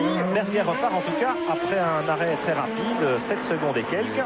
Oui, ils ont intérêt à faire rapidement, Pierre, parce qu'on vient de passer la flèche à Jean Alesi. Donc au tour prochain, Jean va rentrer. En espérant que la radio fonctionne bien cette fois-ci. Alors on aura une idée un peu plus précise maintenant de la tactique employée par les écuries qui disposent de Goodyear. Vraisemblablement, ils sont partis en pneus tendres et les pneus tendres, il faut faire 2 arrêts. Voilà, ça c'est clair. Et Schumacher a adopté une bonne tactique. Il est toujours assez vite. Oh là là, vous voyez que les freins, les pneus commencent vraiment à s'user, qu'il est temps d'arrêter les voitures. Parce que les pilotes ont des problèmes au freinage. C'est le premier signe avant-coureur d'un arrêt prochain. Ça veut dire que les pneus sont très usés. Voilà les pneus tendres choisis par certains dans le camp Goodyear. Hakkinen est en pneus tendres. Les Benetton aussi. Alors que la Ferrari de Schumacher est en pneus durs. Schumacher qui va peut-être s'arrêter une fois de moins que ses rivaux immédiats. Et on pourrait penser aussi qu'Olivier Panis sur la Prost ne va effectuer qu'un seul arrêt. On lui souhaite, ça lui permettrait. Regardez le replay le blocage de roue d'Hakkinen. Très très fort blocage, grosse difficulté pour s'arrêter et on comprend que, voilà. Allez-y, rentre au stand. Radio Benetton a bien fonctionné cette fois. Alors on parlait du côté très pénalisant de ce retour au stand. Regardez l'attaque, c'est un vrai slalom. Et puis la ligne blanche, vous avez vu la ligne blanche. La ligne blanche, ça veut dire attention, 120 km/h. Et Jacques, petite info, le temps que nous avons là, les 28 secondes à peu près, c'est entre les deux lignes blanches. Or, c'est beaucoup plus pénalisant que ça, évidemment. Il y a à peu près 800 mètres de piste de décélération. C'est pour ça que tout à l'heure, je vous disais 35 secondes. Voilà, en réalité, c'est plutôt 35 secondes que 28. Arrêt très court de Jean Alesi sur la Benetton. Alors ça, ce sera Eddie Irvine qui va rentrer le premier au prochain tour également. Eh bien, ça, c'est tout à fait passionnant. On va voir comment ces pilotes vont se replacer après tous leurs arrêts. Je vous propose de marquer une petite pause publicitaire maintenant et de revenir faire le point à Interlagos dans quelques instants. Au moment précis où Jacques Villeneuve s'immobilise devant le stand Williams Renault, Jacques Villeneuve en tête du Grand Prix du Brésil depuis le départ. 6 secondes 8 d'arrêt. Villeneuve au 26e tour s'arrête une première fois. Il s'arrêtera donc à 2 reprises. Voici Schumacher dans les stands, juste au moment où les mécaniciens de Williams viennent de s'enlever. Schumacher à son tour ravitaille. Lui aussi va donc s'arrêter à 2 reprises, malgré le choix de pneus durs chez Ferrari. 7 secondes pour Schumacher. Et il y avait 20 secondes d'écart à peu près entre Villeneuve et Schumacher avant l'arrêt des 2 hommes. Mais évidemment, il y a Gerhard Berger qui était entre eux deux et qui avait déjà ravitaillé. Décidément, excusez-moi Pierre, chez Williams, on ne chôme pas puisqu'on est de nouveau prêt pour accueillir Harald Frentzen. Évidemment. Alors que là, c'est Panis qui, lui, va s'arrêter sans doute qu'une seule fois. Il est deuxième dans les roues de Villeneuve, Olivier Panis, avec la Prost Miguel Honda. Mais il doit encore s'arrêter. Cela dit, il ne s'arrêtera qu'une seule fois, Jacques, alors que Villeneuve doit encore s'arrêter également. Oui, vraisemblablement, les temps d'Olivier Panis ne tombent pas. Il est toujours en 1,19, un petit 20 léger. Donc ça veut dire que les pneus sont toujours aussi performants. Je ne sais pas si la prévision est d'un arrêt, mais a priori, Panis, s'il ne s'arrête pas dans 1 ou 2 tours, sera obligé de faire un seul arrêt, ce qui lui permettrait d'être très bien placé. Là, on revoit la Minardi. L'image. C'est Hakkinen qui double la Minardi dans la ligne droite. C'est Coulthard. Rétroviseur rouge. Coulthard. Caramba, encore raté. Alors, vous voyez Panis qui est à 1 seconde 3 de Jacques Villeneuve. Il est intéressant de voir les performances de Panis qui évidemment va être beaucoup moins rapide puisque depuis que Berger s'est arrêté, on s'aperçoit que les pneus étaient vraiment usés. Il tourne en 1,18. Et puis Villeneuve vient de repartir en pneu neuf évidemment. Voilà. Alors que Panis a des pneus qui ont déjà 25 tours, 27 tours. Alors Jacques Lafitte, vous avez dit dans 1 ou 2 tours pour Olivier Panis. Eh bien je peux vous garantir que non, je suis dans le stand de Prost Honda. Il y a devant moi Joe Salas, Robert Broussard. Ils sont les bras croisés, le regard fixé sur le moniteur de chronométrage. Et pour l'instant, Panis ne va pas, à mon avis, s'arrêter. Sinon 1, 2 ou 3, 4 tours même. Pour l'instant, rien n'est prêt chez Prost Honda. Panis poursuit sa route. Merci Jean-Louis, ça veut dire sans doute un seul arrêt pour la Prost. C'est un joli coup tactique et c'est le vrai également pour l'autre voiture chaussée en Bridgestone dans ce peloton de tête. Damon Hill avec la Rose Yamaha en 4e position, tenez-vous bien. Damon Hill qui lui aussi vraisemblablement ne s'arrêtera qu'une seule fois. Bridgestone, ils peuvent prendre des risques, ils sont en position d'outsider, de challenger et ils prennent le risque d'un seul arrêt ici à Interlagos. Absolument, il faut savoir que Bridgestone avait amené des pneus durs et tendres évidemment comme son concurrent, mais que les pneus étaient vraiment très très durs. Rétroviseur gris, c'est Hakkinen. Oui, Hakkinen qui doit avoir des problèmes. Ah, dans le peloton, pas content, un petit peu de mal à doubler les attardés, alors que Villeneuve bloque toujours la roue avant gauche au freinage du S de Senna. Il vient de réussir le meilleur tour en 1,18, 397. Jacques Villeneuve avec ses pneus neufs. Panis est maintenant deuxième à 2 secondes 4. Troisième Berger à 9 secondes. Quatrième Damon Hill à 19 secondes. Cinquième Frentzen à... Ah non, Frentzen, il vient de rentrer au stand. Frentzen au stand. Hakkinen, 5e. Hakkinen à 22 secondes. 6e, Michael Schumacher dans les roues d'Hakkinen. Hakkinen qui a en fait doublé Schumacher grâce aux arrêts. Oui, absolument. Frentzen dans les stands. Oui. Marc, vous êtes là? Absolument, devant Harald Frentzen. Le changement s'effectue correctement. Et Harald qui a beaucoup essayé les ravitaillements avec sa nouvelle écurie Williams. Parce que la procédure n'est pas du tout celle qu'il connaissait chez Sauber la saison dernière. Et Karl Garden, l'homme qui tient la sucette, le panneau, vous savez, le chef mécanicien, c'est lui qui dirige la manœuvre. Et c'est lui qui a dit à Frentzen, lorsqu'on ravitaille, tu me regardes, moi, tu m'écoutes, tu me regardes dans les yeux, c'est moi qui te donne les ordres, c'est moi qui te dis quoi dire, quand t'arrêter et quand repartir. Et ça, c'est nouveau pour Frentzen. Voilà, ne pas être distrait par quoi que ce soit d'autre. Alors, on peut constater que Olivier Panis tourne en 1,19,5, c'est un très joli temps, que Berger tourne 5 dixièmes plus vite, mais il faut savoir que Berger a des pneus neufs, et qu'étant à 10 secondes d'Olivier, va pas le rattraper aussi facilement que ça, et je suis très heureux de voir que la Prost de Panis est très performante, presque à mi-course maintenant. Ouais, joli coup. Joli coup de la part de Olivier Panis et de l'écurie Prost, et puis de leur manufacturier de pneus. Un seul arrêt. C'est visiblement un bon choix. Enfin, on verra ça tout à l'heure. Alors qu'ici, on revoit une image. C'est Frentzen qui fait patiner ses roues au moment où ça repart après le pit stop. À l'image Damon Hill avec la Rose Yamaha numéro 1. Damon Hill en 4e position. C'est formidable. À 20 secondes à peine du leader Jacques Villeneuve. Qui l'aurait cru, Jacques? Oui, c'est formidable. Et puis, on s'aperçoit qu'Hakkinen, il y a les fous furieux derrière qui arrivent sur lui. Hakkinen, Schumacher, allez-y. Ça va être une belle passe d'armes. Et Damon Hill doit être tellement content d'être devant tous ces gens, tous ces pilotes, et avec sa voiture beaucoup moins performante que ses poursuivants. Il doit boire du petit lait parce qu'il y avait eu pas mal de moqueries ou de condescendance après la contre-performance du champion du monde et de sa nouvelle équipe au Grand Prix d'Australie à Melbourne. Belle revanche en tout cas pour l'instant pour Hill. Arrose Yamaha, Villeneuve dans la montée. Et le V10 Renault qui donne toute la cavalerie pour creuser l'écart. Villeneuve attaque en pneu neuf, une 18.3, une 18.6. Il a creusé l'écart par rapport à Panis à 4 secondes maintenant. Panis toujours deuxième sur la Prost Mugen Honda. Et Villeneuve qui va être un petit peu gêné par les voitures attardées. Ce qui va faire les affaires d'Olivier Panis. C'est une Tyrrell, mais c'est son copain, Mika Salo. Alors si c'est Salo, nul doute qu'il va lui ouvrir la porte à Jacques Villeneuve. Salo et Villeneuve, pour la petite histoire, ils se sont bien connus à l'époque où ils couraient au Japon, tous les deux. Regardez, Salo il reste bien à gauche, il ouvre la porte à Villeneuve. Ouais. Après vous, je n'en ferai rien. Évidemment, Salo, il est loin, hein. Il est à 2 tours, presque à 1 tour avec la Tyrrell, qui n'est pas du tout performante. Villeneuve et Salo sont des grands copains, au point qu'ils vont partir en vacances, là, tout de suite après le Grand Prix. Ce soir, eh bien, ils partent ensemble dans une petite île au large là, de l'archipel d'Angra-dos-Reis pour quelques jours de repos entre ces deux Grands Prix du Brésil et d'Argentine. Berger 3e, Hill 4e, vous avez vu l'écart. Oui, il y a une très belle bagarre aussi. Hill, Hakkinen, Schumacher, Alesi.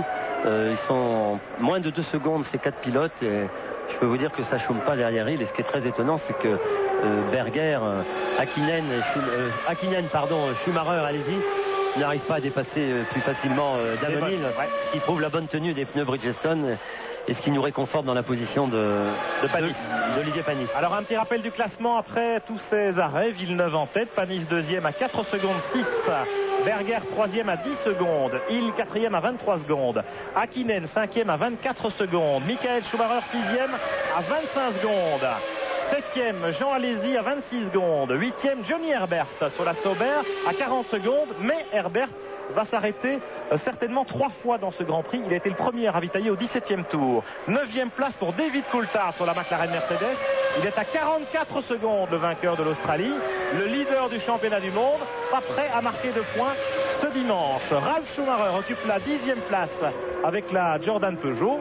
11e seulement Frenzen avec la Williams Renault, c'est absolument incroyable. Il est à 50 secondes de Villeneuve au 30e tour.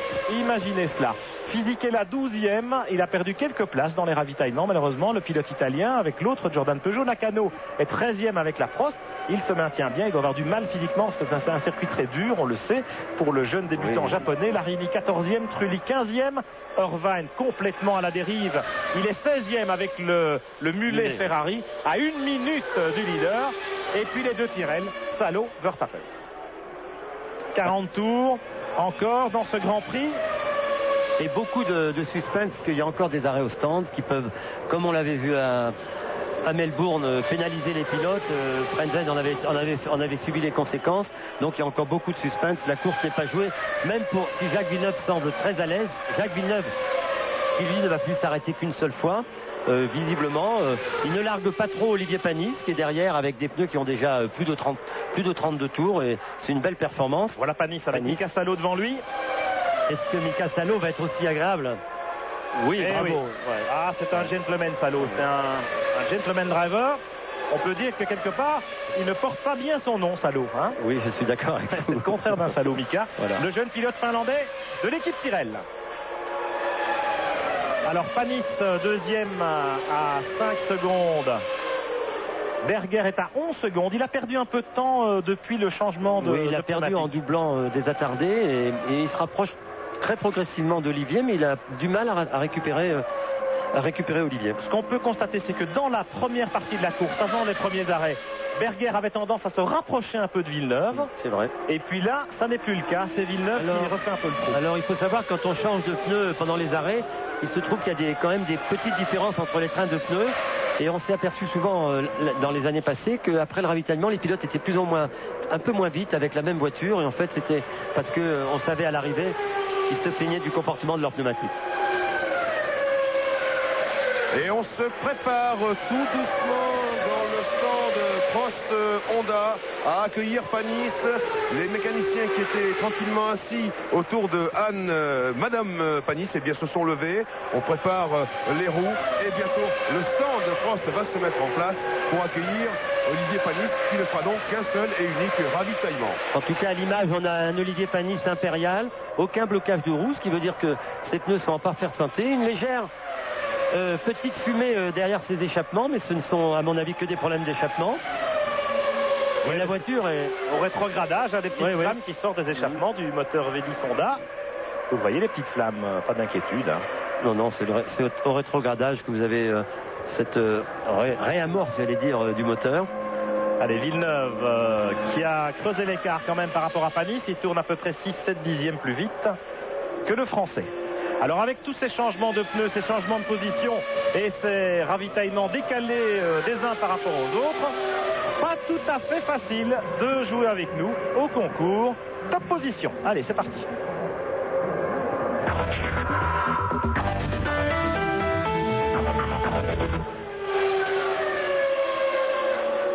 (36-15) code TF1 pour jouer avec nous. Alors, en donnant les 3 premiers dans l'ordre. On s'aperçoit aussi que derrière, Ralf Schumacher, qui depuis son arrêt au stand, maintenant sur la Jordan Peugeot, est très performant. Il tourne en 1.18.8, qui est à peu près la cadence des leaders de la course, en tout cas de Jacques Villeneuve, qui prouve que Ralf Schumacher a trouvé des pneus très très équilibrés. Alors que là, nous sommes avec Michael Schumacher sur la Ferrari en 6e position seulement. Schumacher derrière Damon Hill, les 2 derniers champions du monde. Quelle situation, Pierre, de voir Damon Hill résister à Michael Schumacher sur la Ferrari, alors qu'on pense et que les gens pensent qu'il dispose d'une monture bien moins performante que la Ferrari. Attention chez Panis.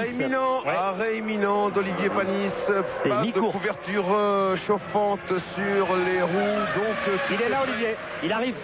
Il est là, Olivier. Il vient de quitter la piste principale pour emprunter la voie de décélération là-bas entre les petits murets. Et il attaque jusqu'à la ligne blanche d'entrée des stands. Attention, top 120 km/h. Il arrive chez vous, Jean-Louis Moncet, c'est à vous.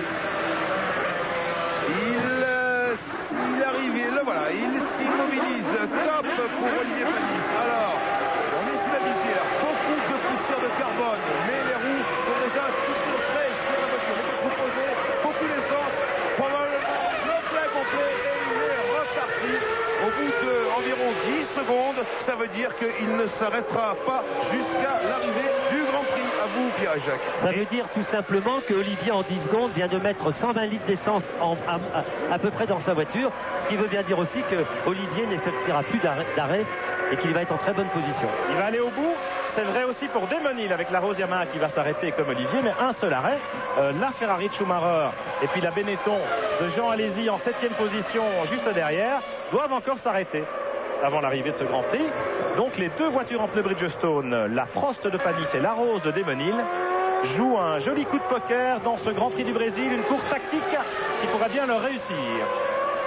Un très bon arrêt pour Panis, 32 secondes 6 pour mettre toute l'essence. C'est une très bonne performance de tous les mécaniciens Prost, qui, vous le savez, sont des mécaniciens extraordinaires. Irvine fait la grimace. Oui, Irvine va s'arrêter, je pense.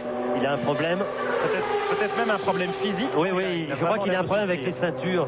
Il a eu beaucoup de mal à attacher ses ceintures et ses ceintures le font énormément souffrir. Parce qu'il faut savoir qu'une ceinture mal attachée, mal serrée, vous ne pouvez plus conduire. Et on s'aperçoit que Irvine souffre énormément quand on sait la position des ceintures sur le ventre et entre les jambes. Quand une de ses sangles est mal fixée, je vous assure que c'est un calvaire pour le pilote.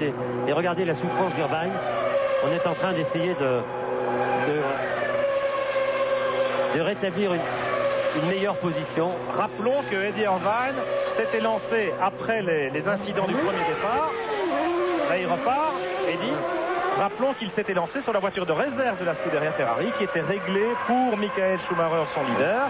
Réglée non seulement sur le plan des réglages mécaniques, mais aussi évidemment pour tout le confort de conduite, le cockpit, la position des pédales et des ceintures. Bien sûr, il faut savoir que c'est peut-être aussi la cause de la non-compétitivité d'Irvine, parce que quand vous avez une ceinture mal serrée, ça m'est déjà arrivé à un Grand Prix, à une séance d'essai, j'étais obligé de m'arrêter. C'était à Monaco. Tellement c'était douloureux, surtout au freinage. Hop, Michael Schumacher qui essaye de venir à l'intérieur de Damon Hill. Non, il ne passera pas. Non, il ne peut pas, il est à l'extérieur. Ouais, Desmonil occupe toute la piste. Et derrière Schumacher, je peux dire que ça klaxonne avec Alési. Le voilà, Jeannot. Mais Desmonil va s'arrêter. Les mécaniciens sont prêts chez Arrows Yamaha. Et Desmonil devrait s'arrêter là. Regardez, il s'écarte. Non, il continue encore un tour. Alors, je crains beaucoup pour lui à la fin de la ligne droite. Parce qu'il a un moteur Yamaha qui est assez puissant en ligne droite. Et d'ailleurs, Schumacher a beaucoup de mal à revenir pour lui. Par contre, il est très très difficile à l'accélération. Voilà. C'était très beau dépassement. Et voilà. Limité. Allez-y qui vient faire l'extérieur à Desmonil. Attention, dépassé. Ce que je vous disais tout à l'heure pour le départ, c'est que quand une voiture se fait doubler, l'erreur de Villeneuve, au départ, il a eu peur que quelqu'un s'immisce aussi. C'est exactement ce que vient de faire Alési dans le sillage de Schumacher. Et quand un pilote doublé s'écarte, il a souvent la chance de perdre encore, pas seulement une place, mais 2 places. Mais ce n'est pas grave pour Dammenil qui doit s'arrêter à son stand. Alors, petite lumière rouge là sur le volant d'Alési, vous l'avez vu sur le tableau de bord. Eh bien, c'est le contour digital qui lui signale qu'il faut monter un rapport. Allez, nous on va tourner une petite page de pub avant de... Non, pas tout de suite. Alors, on va pouvoir parler un peu d'Olivier Panis, qui après son arrêt au stand se retrouve en 7e position. Il est à 3 secondes de la 5e de la position de Michael Schumacher. Et là, on voit une roue qui rentre au stand toute seule. Ça, c'est vraiment inattendu. C'est Nakano. C'est Nakano. Nakano sur 3 roues. Alors, on pourrait penser que Nakano, dans le premier départ, a été un peu dans la terre et qu'il a dû se passer un problème, mais c'est pas trop grave. Il rentre au stand, il devait ravitailler. Espérons qu'on va pouvoir lui remettre une roue sans incident. En tout cas, heureusement que ça lui arrive là. Oui. Et heureusement que la roue n'est pas sur la piste. Et voilà Desmonil. Attention, Desmonil, Nakano, les pilotes en Bridgestone, un seul arrêt.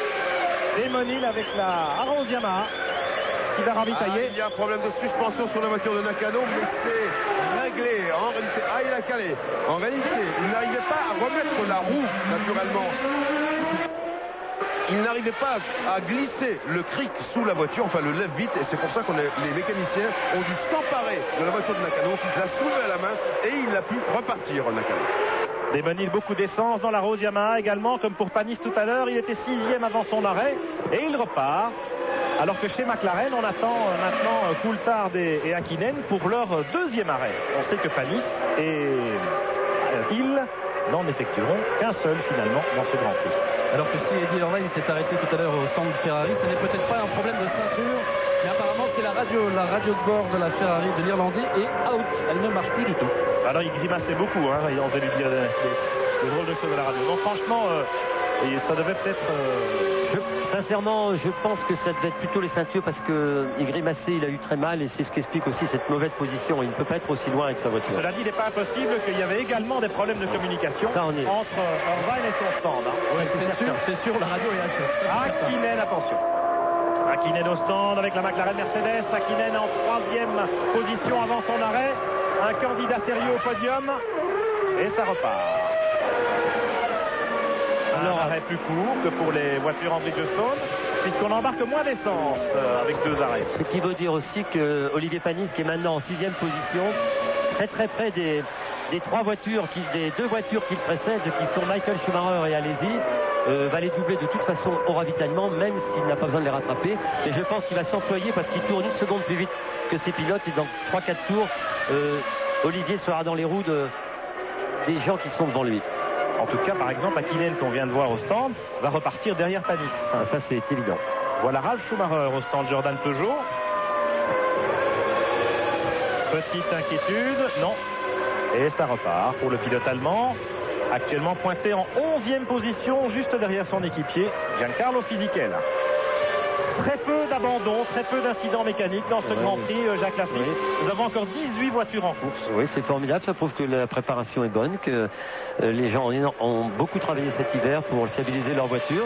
Et ce qui nous permet d'assister à un très beau Grand Prix avec de la bagarre à tous les niveaux. Bien que Jacques Villeneuve caracole en tête, il tourne régulièrement en 1.18.6, 18.5. Ça veut dire aussi que la voiture est très performante. Berger s'emploie aussi à réduire l'écart avec Villeneuve. Il tourne aussi en 18. Il y a quand même 15 secondes entre les 2 hommes. 15 secondes au 40e tour entre Villeneuve et Berger. Encore un arrêt, évidemment. Encore un arrêt, à mon avis, pour les deux voitures. C'est certain. Ce qui va faire étonnamment les affaires d'Olivier Panis, qui est à l'heure actuelle à 40 secondes 42 secondes du leader Jacques Villeneuve. Et quand on sait qu'on perd à peu près 35 secondes d'un arrêt, si Olivier cravache, il va se retrouver avant la fin de la course à 4-5 secondes des leaders. Et je pense qu'on peut avoir Olivier certainement sur le podium. On va suivre ça évidemment, mais auparavant, un petit retour pour tourner une page de pub à Paris. Retour à Sao Paulo dans le 44e des 72 tours de ce Grand Prix du Brésil de Formule 1, Villeneuve-Berger. Vous voyez les écarts sur les 2 derniers tours. Villeneuve a perdu du temps, 1:20.02. Pourquoi? Eh bien tout simplement parce qu'il est un petit peu bloqué dans le trafic des pilotes moins rapides, à qui il va prendre un tour. Devant lui, Damon Hill avec la Rose Yamaha qui est reparti après son seul et unique arrêt. Et David Coulthard avec la McLaren Mercedes qui lui va s'arrêter à 2 reprises comme Villeneuve. Imaginez Coulthard, vainqueur du Grand Prix d'Australie il y a 3 semaines, en train de se faire mettre un tour à la régulière par Jacques Villeneuve aujourd'hui. C'est assez rassurant pour la bonne santé de la Formule 1, mais je dois vous dire quand même que Villeneuve est certainement un peu gêné, mais pas autant que l'on peut croire dans les 3 derniers tours pendant que vous aviez la pub. Et Berger, lui, est revenu à 12 secondes alors qu'il était à 15 et il cravache énormément parce qu'il tournait en 18.8, 18.7 et il est revenu énormément sur Villeneuve. Allez, il est à 11 secondes 5, Berger. Il réduit l'écart à nouveau dans la deuxième partie. J'allais dire de son relais. C'est un peu des courses relais maintenant, les Grands Prix, avec les arrêts de ravitaillement. Et il semblerait que la Benetton se comporte mieux au fur et à mesure que le réservoir s'allège et que les pneumatiques sont un petit peu entamés. Alors que pour la Williams, c'est peut-être l'inverse. Elle est peut-être mieux avec le réservoir plein et les pneus neufs. Oui, puis là, je pense que Jacques Villeneuve, on ne l'a pas à l'image. S'il le voit à l'image, est-ce qu'il a doublé? Il a déjà doublé Coulthard. Il n'a pas encore doublé Damon Hill, qui décidément est très difficile à doubler aujourd'hui, ce qui est formidable. Et regardez les efforts de Coulthard pour suivre la cadence de Jacques Villeneuve. Jacques est en train de perdre beaucoup de temps, ce qui fait les affaires évidemment de Berger qui revient très très vite sur lui. 11 secondes d'écart, ça va être une dizaine de secondes maintenant. Ce qui veut dire que la fin du Grand Prix va être palpitante et très bonne aussi pour Olivier Panis et sa proche. D'autant que Jacques Villeneuve va rentrer au stand. Il arrive et Berger va se retrouver en tête de ce Grand Prix. On a réagi très vite du côté de chez Williams Renault. Stafford a fait sortir les mécanos immédiatement en voyant le trafic et Villeneuve va arriver au stand. Le voilà Villeneuve, il était bloqué dans le trafic, il rentre au stand. Mais nous sommes au 44e tour, il en reste encore 28. Ça va être dur de faire 28 tours. Ils vont quand même devoir rajouter beaucoup d'essence chez Williams. Oui, le voilà Jacques, un arrêt parfait. On va surveiller la roue arrière droite, pour une fois. Apparemment, les autres côtés, ça se passe très bien. Roue arrière droite, ok. Et effectivement, pas mal d'essence aussi. Jacques qui redémarre. Arrêt parfait. 8 secondes 6, c'est un arrêt quand même assez court, Jacques. Oui, 45 tours, il y en a 72. Oui, on a mis 80 litres d'essence, 75-80 litres d'essence, donc c'est beaucoup plus rapide que changer les roues. Tous les écuries le font en 4-5 secondes. Et ce qui maintenant pénalise l'arrêt au stand, c'est suivant l'essence que l'on met dans le réservoir. Schumacher s'arrête à son tour. Ah ouais, formidable. Allez, dans le même tour que Villeneuve, comme tout à l'heure. Olivier Panis va se retrouver en 3e position. Olivier qui tient une très bonne cadence. Schumacher, 8 secondes 3 chez Ferrari, à peu près pareil que Williams. Gerhard Berger maintenant quitte la tête du Grand Prix avec la Benetton Renault, mais il doit évidemment s'arrêter aussi, encore une fois, ce qui n'est pas le cas d'Olivier Panis. Il y a Jean Alesi qui occupe la 3e place, lui aussi il va s'arrêter. Regardez, chez Benetton on se prépare, il y a une Sauber qui vient de passer, voilà Berger en tête au passage de la ligne, 46 tours. Berger avec les Benetton Renault qui ont bien repris du poil de la bête après leur relative contre-performance lors de l'épreuve d'ouverture en Australie. Benetton Renault bien qualifié, Berger 3e ici, et qui confirme en course le bon comportement de la voiture. Villeneuve actuellement pointe à 18 secondes de Berger.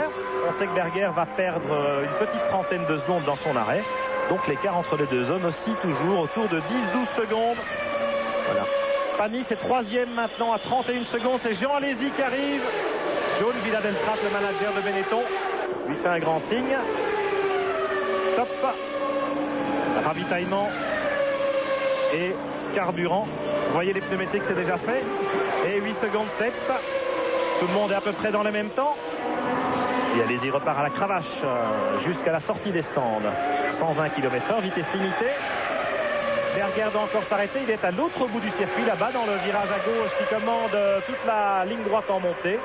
Oui, mais il va pas tarder à arriver. Les mécanos se sont remis en place. Johan Villadelpra avec sa moustache qui est et a lui indiqué sa position pour son ravitaillement. Encore un tour pour Berger. Il passe devant vous à l'instant. Et je peux vous rassurer quant au sort de Jacques Villeneuve, Pierre et Jacques, parce que ici, à l'état-major Renault Sport, devant les ordinateurs, eh bien, Bernard Dudot m'a fait signe que tout était absolument OK. Et je vois même Patrick Faure, le président de Renault Sport, en train de sourire largement. Vous voyez donc que tout va bien, rassurez-vous. Parfait, Berger devant Villeneuve, 17 secondes d'écart. Villeneuve en pneu neuf, évidemment, il va s'en donner à cœur joie pour réduire un petit peu ce retard. Et Berger ne devrait pas trop tarder avant de ravitailler. On a vu le panneau, les mécaniciens qui ont passé le panneau P1 Tires avec la flèche rouge pour entrer. Berger va donc s'arrêter dans à la fin de ce tour-ci, alors qu'il restera 24 tours à boucler pour le pilote autrichien. Panis, troisième à 32 secondes. Eh bien, ma foi, il va peut-être repartir à peu près égalité avec Berger, hein, Jacques? Oui, surtout que maintenant, il n'y a plus que Berger à s'arrêter et Frentzen. Et après ces deux arrêts, on va pouvoir se faire une idée plus précise de la fin de course, en tout cas de ce qui va se passer pour les derniers 24 tours de ce Grand Prix extraordinaire. Et on va voir qu'Olivier Panis va posséder une position très confortable en troisième position après l'arrêt de Berger, peut-être deuxième. Voilà Berger. Voilà Gerhard. Allez, slalom spécial, c'est parti, regardez. Très rapide. Il faut attaquer là entre les petits rails, les petits murets. Il fallait le plus vite possible se jeter sur la ligne blanche là à l'entrée des stands. Top. Et là, ça roule à 120 km/h. Il y a un régulateur électronique de la voiture à 120 km/h jusqu'au moment où on s'immobilise. Top. Poussière de carbone du côté des freins. Et ce qui veut dire que les freins sont bien utilisés. Villeneuve reprend la tête, le voilà au freinage du S de Senna, et Berger qui s'élance après 9 secondes d'arrêt. Jacques, vous disiez qu'on allait avoir une idée plus précise après les deux ravitaillements de Berger et de Frentzen. Frentzen va rentrer. Voilà. Et ensuite de ça, on va vivre une très belle fin de course parce que les voitures sont très près les unes des autres et du premier au 10e, il y a une bagarre permanente. Ah oui, il y a 50 secondes à peine, c'est formidable. C'est formidable. Villeneuve est reparti, Berger à peu près 12 secondes derrière lui. Peut-être même 13 parce que Villeneuve profite de ses pneus neufs. Le voici, Frentzen. Il est au stand. Heinz Harald, l'allemand de chez Williams Renault. Alors, Frentzen qui était bien revenu. Oui, pas mal de poussière noire encore. Peut-être le carbone avec froid. Sans problème, il Frentzen, après un début de course très difficile, enfermé dans le peloton, est bien revenu à la faveur de son deuxième relais, on va les appeler comme ça. Mais bien entendu, après ce deuxième arrêt, il était 6e, il va repartir dans le paquet. Il y a beaucoup de monde, effectivement, Jacques, regroupé entre la 4e place d'Hakkinen et la 8e, et même, pourrais-je dire, la 9e place de Damon Hill. Il y a 5-6 petites secondes, et rien n'est joué. On va avoir une course formidable. Il reste encore 23 tours à parcourir, et je vous garantis que la course n'est pas finie. Maintenant, ça m'intéresserait de savoir les écarts. Ben voilà, on les a. Villeneuve est en tête. Olivier est à 23 secondes de Villeneuve et Berger à 12 secondes. Regardez, Panis est à 16 secondes de Villeneuve en réalité, puisqu'il y avait eu ravitaillement de Berger, le leader. Donc le classement, vous l'avez sous nos yeux. Villeneuve, Berger à 12 secondes, Panis à 16 secondes.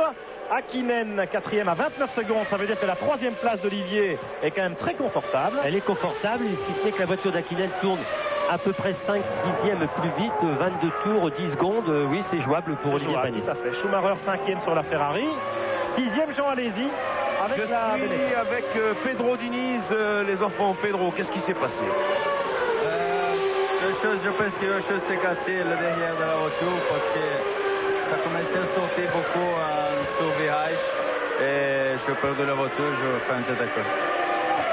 Merci Pedro. Eh bien, c'est fait. Vous voyez, Pedro rentre tristement à son stand.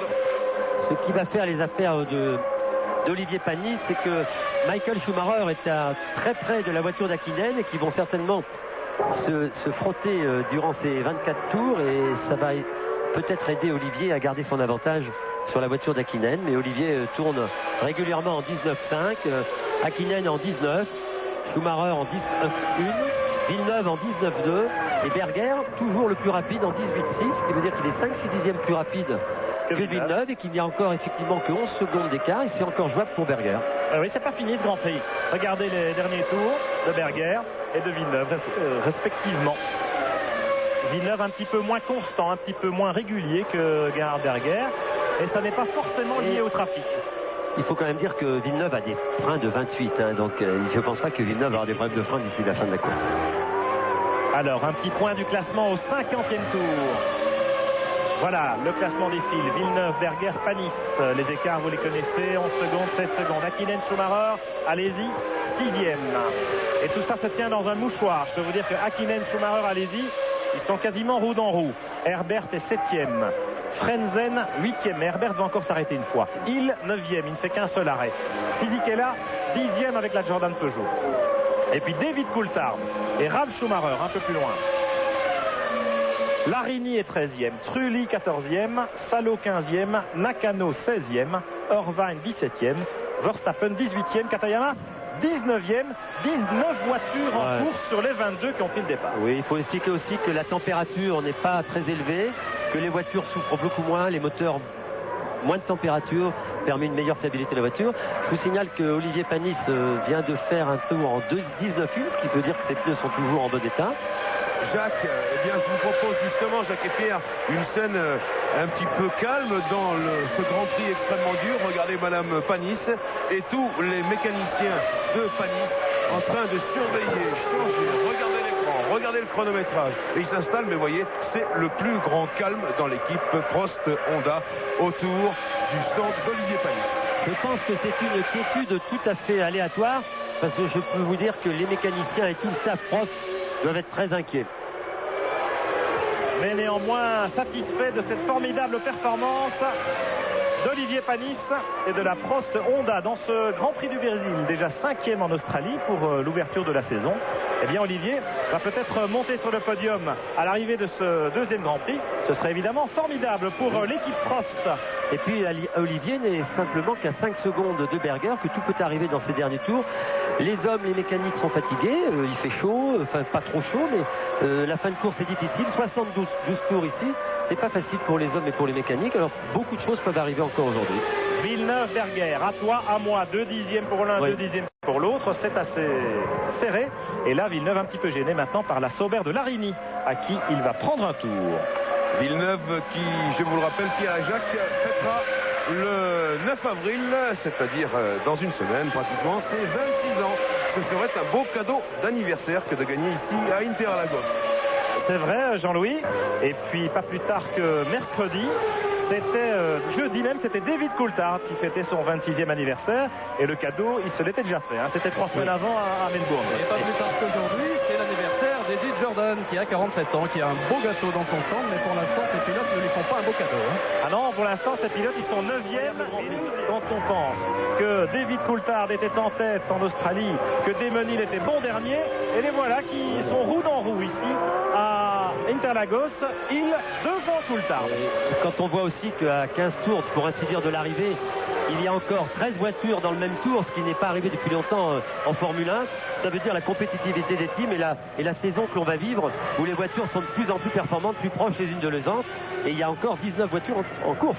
On peut dire qu'il y a véritablement un nivellement par le haut en Formule 1. Ce qui est difficile à croire aussi, c'est qu'on est sur un circuit assez difficile en pilotage, assez difficile pour la mise au point de voiture, ce qui veut dire que le niveau de la Formule 1, Pierre, aujourd'hui, est très très haut. Vous voulez nous dire, Jacques, alors voilà, que là c'est Ralf Schumacher qui est immobilisé à l'entrée des stands, juste au début de la piste de décélération là-bas, et sa voiture est complètement bloquée en panne mécanique, en panne de transmission peut-être. On remarque qu'il y a en principe plus de voitures vont s'arrêter pour ravitailler, donc la voiture n'est pas dans une trop mauvaise position. Le dernier à s'être arrêté, c'était juste au tour précédent, c'était Eddie Irvine avec la Ferrari.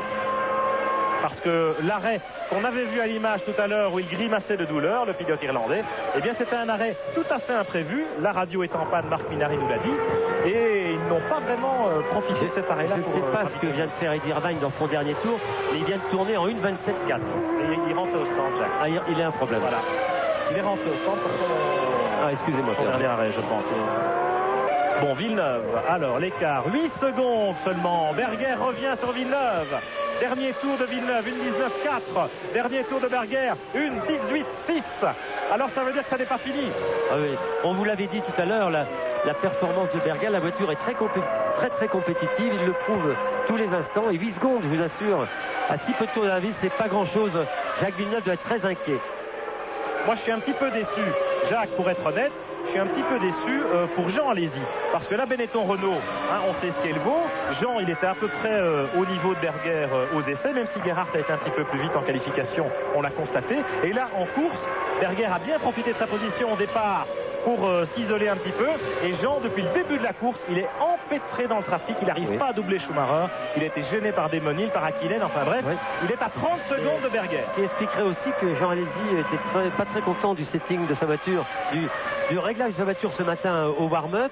Et il s'avère qu'il avait raison et qu'il n'a pas trouvé les réglages équivalents à ceux de Berger, parce que c'est vrai que c'est bizarre de le voir engluer, pas pouvoir doubler quand on sait la hargne et le talent de Jean Alesi pour doubler et pour attaquer. Je crois que la machine est très importante dans ces cas-là. Alors Villeneuve qui rejoint Eddie Irvine avec la Ferrari. Irvine qui venait de s'arrêter. Berger est revenu à 8 secondes 2. Alors l'écart a fait un petit peu élastique et puis parfois, en un tour, Berger reprend 2 secondes. Voilà Schumi Junior et voilà Gary Anderson, l'ingénieur de l'équipe Jordan Peugeot, qui donne des nouvelles sans doute à propos de l'abandon de Ralf Schumacher. Là, c'est Villeneuve qui va déboîter Irvine au bout de la ligne droite pour lui mettre 2 tours, tenez-vous bien. L'abandon de Ralf Schumacher apparemment est dû à un problème d'alimentation électrique du moteur de cette Jordan Peugeot. Merci Marc. Villeneuve vient de passer Irvine, il n'a pas perdu trop de temps, mais attention, Berger est à 8 secondes pile. Dernier tour, 18-9 pour Berger, 19-1 pour Villeneuve. On vous rassure à propos de Olivier Panis, il est toujours là en troisième position, 10 secondes et 5 dixièmes devant Hakkinen, les deux pilotes roulent à peu près dans les mêmes temps, donc très confortable position pour Olivier Panis. Écoutez, il reste 15 tours de course. Olivier, il a 10 secondes de retard sur Berger qui le précède, mais il a 10 secondes d'avance sur Hakkinen qui le suit. Donc on peut dire que le podium d'Olivier Panis est à peu près garanti, sauf incident malheureux qu'on lui souhaite pas. On voit aussi Jean Alesi qui est à 3 secondes seulement de Michael Schumacher. Il a du mal, mais il est en ce moment en train de tourner 4-5 dixièmes plus vite que Michael Schumacher, ce qui veut dire aussi que dans ces 15 tours, Jean peut nous faire la surprise de prendre la 5e place à Michael Schumacher. Alors là, vous voyez le classement qui défile. Et on voit que Desmonil, par exemple, est seulement 11e, alors qu'il pointait en 4e position tout à l'heure. On a vu que la tactique à un seul arrêt a bien réussi à l'approche de Panis. C'est moins vrai pour Hill et pour Larose. Je pense, Jacques, que c'est aussi dû à leur position au départ et au fait que dans le peloton, finalement, on est vite enfermé et on perd beaucoup de temps. Oui, Damon a eu beaucoup de problèmes. Vous avez vu quand il s'est fait doubler déjà par Michael Schumacher et juste avant son arrêt, il a déjà perdu 2-3 secondes. En plus de ça, après son arrêt, il s'est retrouvé dans une position pas du tout confortable, englué dans le peloton, et le temps de doubler, Damon, c'est quand même une très bonne position pour la TW Rose et pour son pilote Damonil, mais on espérait mieux de Damon. Il vient de se faire passer par David Coulthard, avec McLaren Mercedes, qui pointe 10e.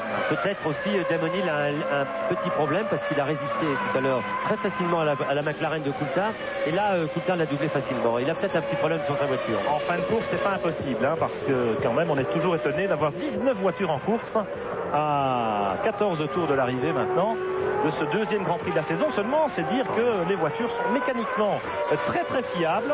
Elles sont très performantes dans l'ensemble. On a souligné que ce matin, lors des derniers essais libres en conditions de course, 20 voitures étaient regroupées en 2 secondes. Quand on parle de nivellement par le haut, Jacques, c'est vraiment formidable pour la Formule 1. Et ça signifie que dans les Grands Prix à venir, tout au long de cette saison 97, on va avoir des courses extrêmement disputées, extrêmement ouvertes, malgré l'avantage de la Williams Renault de Jacques Villeneuve encore. Rien n'est joué, on le constate dans les derniers tours de ce Grand Prix du Brésil, avec 6 secondes et 7 dixièmes d'écart seulement maintenant entre Villeneuve et Berger. Berger qui cravache tant et plus avec sa Benetton Renault et qui vient de reprendre 7 dixièmes dans ce dernier tour. Attention, 6 secondes d'écart seulement entre les deux premiers. On retourne pour une dernière phase de publicité à Paris avant de revenir vivre en direct le final à sensation de ce Grand Prix du Brésil. En direct de Sao Paulo, à 10 tours de l'arrivée de ce Grand Prix du Brésil. Jacques Villeneuve en tête sur la Williams Renault avec 6 secondes d'avance seulement sur la Benetton Renault de Gerhard Berger. Un écart qui a fait un petit peu l'élastique depuis les quelques derniers tours. Berger maintenant un petit peu gêné dans le trafic.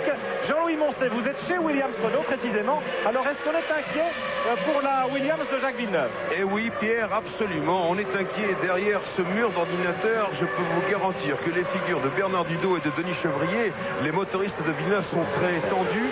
Et regardez la tête des mécaniciens qui regardent ces écrans. Et je vais vous dire, je crois que Jacques Villeneuve a des problèmes de boîte de vitesse. Tout simplement, c'est le bruit qui court ici dans le stand de Williams Renault. À vous, Pierre.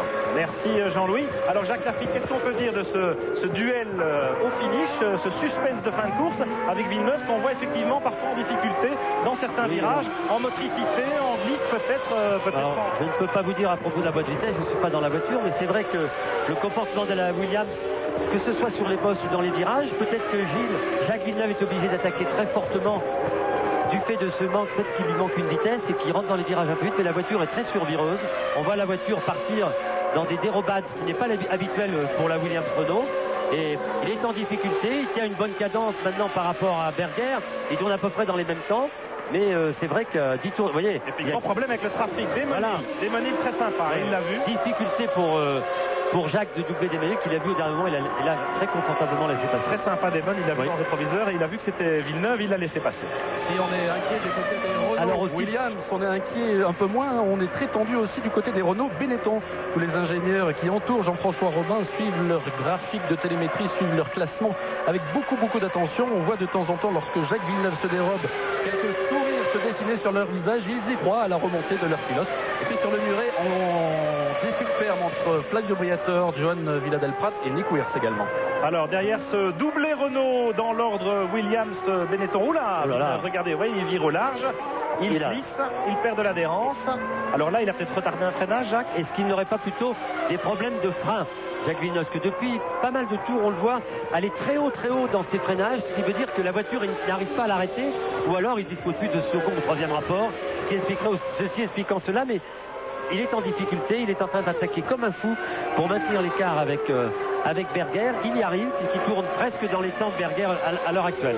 Alors souvenez-vous du final du Grand Prix d'Australie avec Frenzen qui a eu une panne de frein à 3 tours du drapeau à damier. On ne souhaite pas ça à Jacques Villeneuve évidemment, mais c'est pas impossible malgré les fameux disques de 28 mm. Regardez Berger, il est aussi dans le trafic, un petit peu gêné par la Ferrari, mais quand même il est pas loin. Il est à 5 secondes 8 maintenant, Gerhardt. Il remonte sur Villeneuve, ça continue, la pression est sur le Canadien. Doublé Renault donc dans l'ordre Williams-Benetton pour l'instant, peut-être dans un ordre différent tout à l'heure. Espérons que Berger va avoir facilité pour doubler Irvine qui est devant lui à un tour, parce que ça va lui permettre de récupérer presque une seconde que vient de perdre Jacques Villeneuve en doublant les attardés. Voilà, et Irvine très sportivement a laissé passer dans la trajectoire, c'est formidable. Irvine joue le jeu, il est resté sur la droite de la piste. Il a effectivement bien joué. Genre, derrière ce doublé Renault, mon cher Jacques, il y a un triplé français en quelque sorte, les deux Renault et puis Olivier Panis sur la Prost, toujours solidement accroché à sa 3e place. Il tourne dans la cadence en ce moment, dans la même cadence que les hommes de tête, que Berger, ce qui prouve que Olivier contrôle parfaitement la situation et surtout que ces fantastiques pneus Bridgestone contrôlent aussi bien la piste. Et qu'on va avoir une année formidable pour l'écurie Prost et pour Olivier Panis. Un podium en vue maintenant dans ce Grand Prix du Brésil de Formule 1. Et une belle opération au classement du championnat du monde aussi, parce que rappelons que Villeneuve, s'il l'emporte, n'avait pas marqué de points en Australie. Il vient de passer Katayama sur la Minardi. Voilà Démonil et voilà Berger. Berger qui s'est débarrassé de la Ferrari d'Irvine. L'écart est de 5 secondes 4, alors que nous sommes à 8 tours de l'arrivée maintenant. Ça va être difficile certainement pour Gerhard Berger, mais si les problèmes de Jacques Villeneuve allaient en s'amplifiant, ça pourrait faire beaucoup de différence à l'arrivée. Vous voyez, Jacques Villeneuve ici est englué derrière la Tyrrell de Verstappen, et il va falloir qu'il double. Il a encore des voitures devant lui, et ça va peut-être faire les affaires de Berger. C'est vrai pour Berger aussi évidemment. Oui, mais ça dépend dans quelle position se trouve la voiture au moment où on peut doubler. Si c'est avant la ligne droite, Berger n'aura aucun problème, alors que là, Jacques Villeneuve est dans tous les méandres, les sinuosités du circuit d'Interlagos. Et puis avec des petites difficultés de freinage, semble-t-il, de grosses boîte, enfin peu importe. Et c'est évidemment des freins dont on a besoin pour dépasser. Alors, j'essaye de regarder au freinage les disques de frein de Jacques Villeneuve sont très rouges ou pas rouges pour voir ce qui se passe, mais c'est très difficile à voir. Il faudrait une vue plus directe sur sa voiture et sur ses roues. Bon, il va se faire la Tyrrell sans problème dans la ligne droite, parce qu'en vitesse de pointe, je peux vous dire qu'il y a presque 30 bornes d'écart. Enfin, sans problème, c'est ce qu'on imagine à la régulière. Vous voyez que c'est un peu moins évident quand même. Ça va peut-être pas être ce tour-là.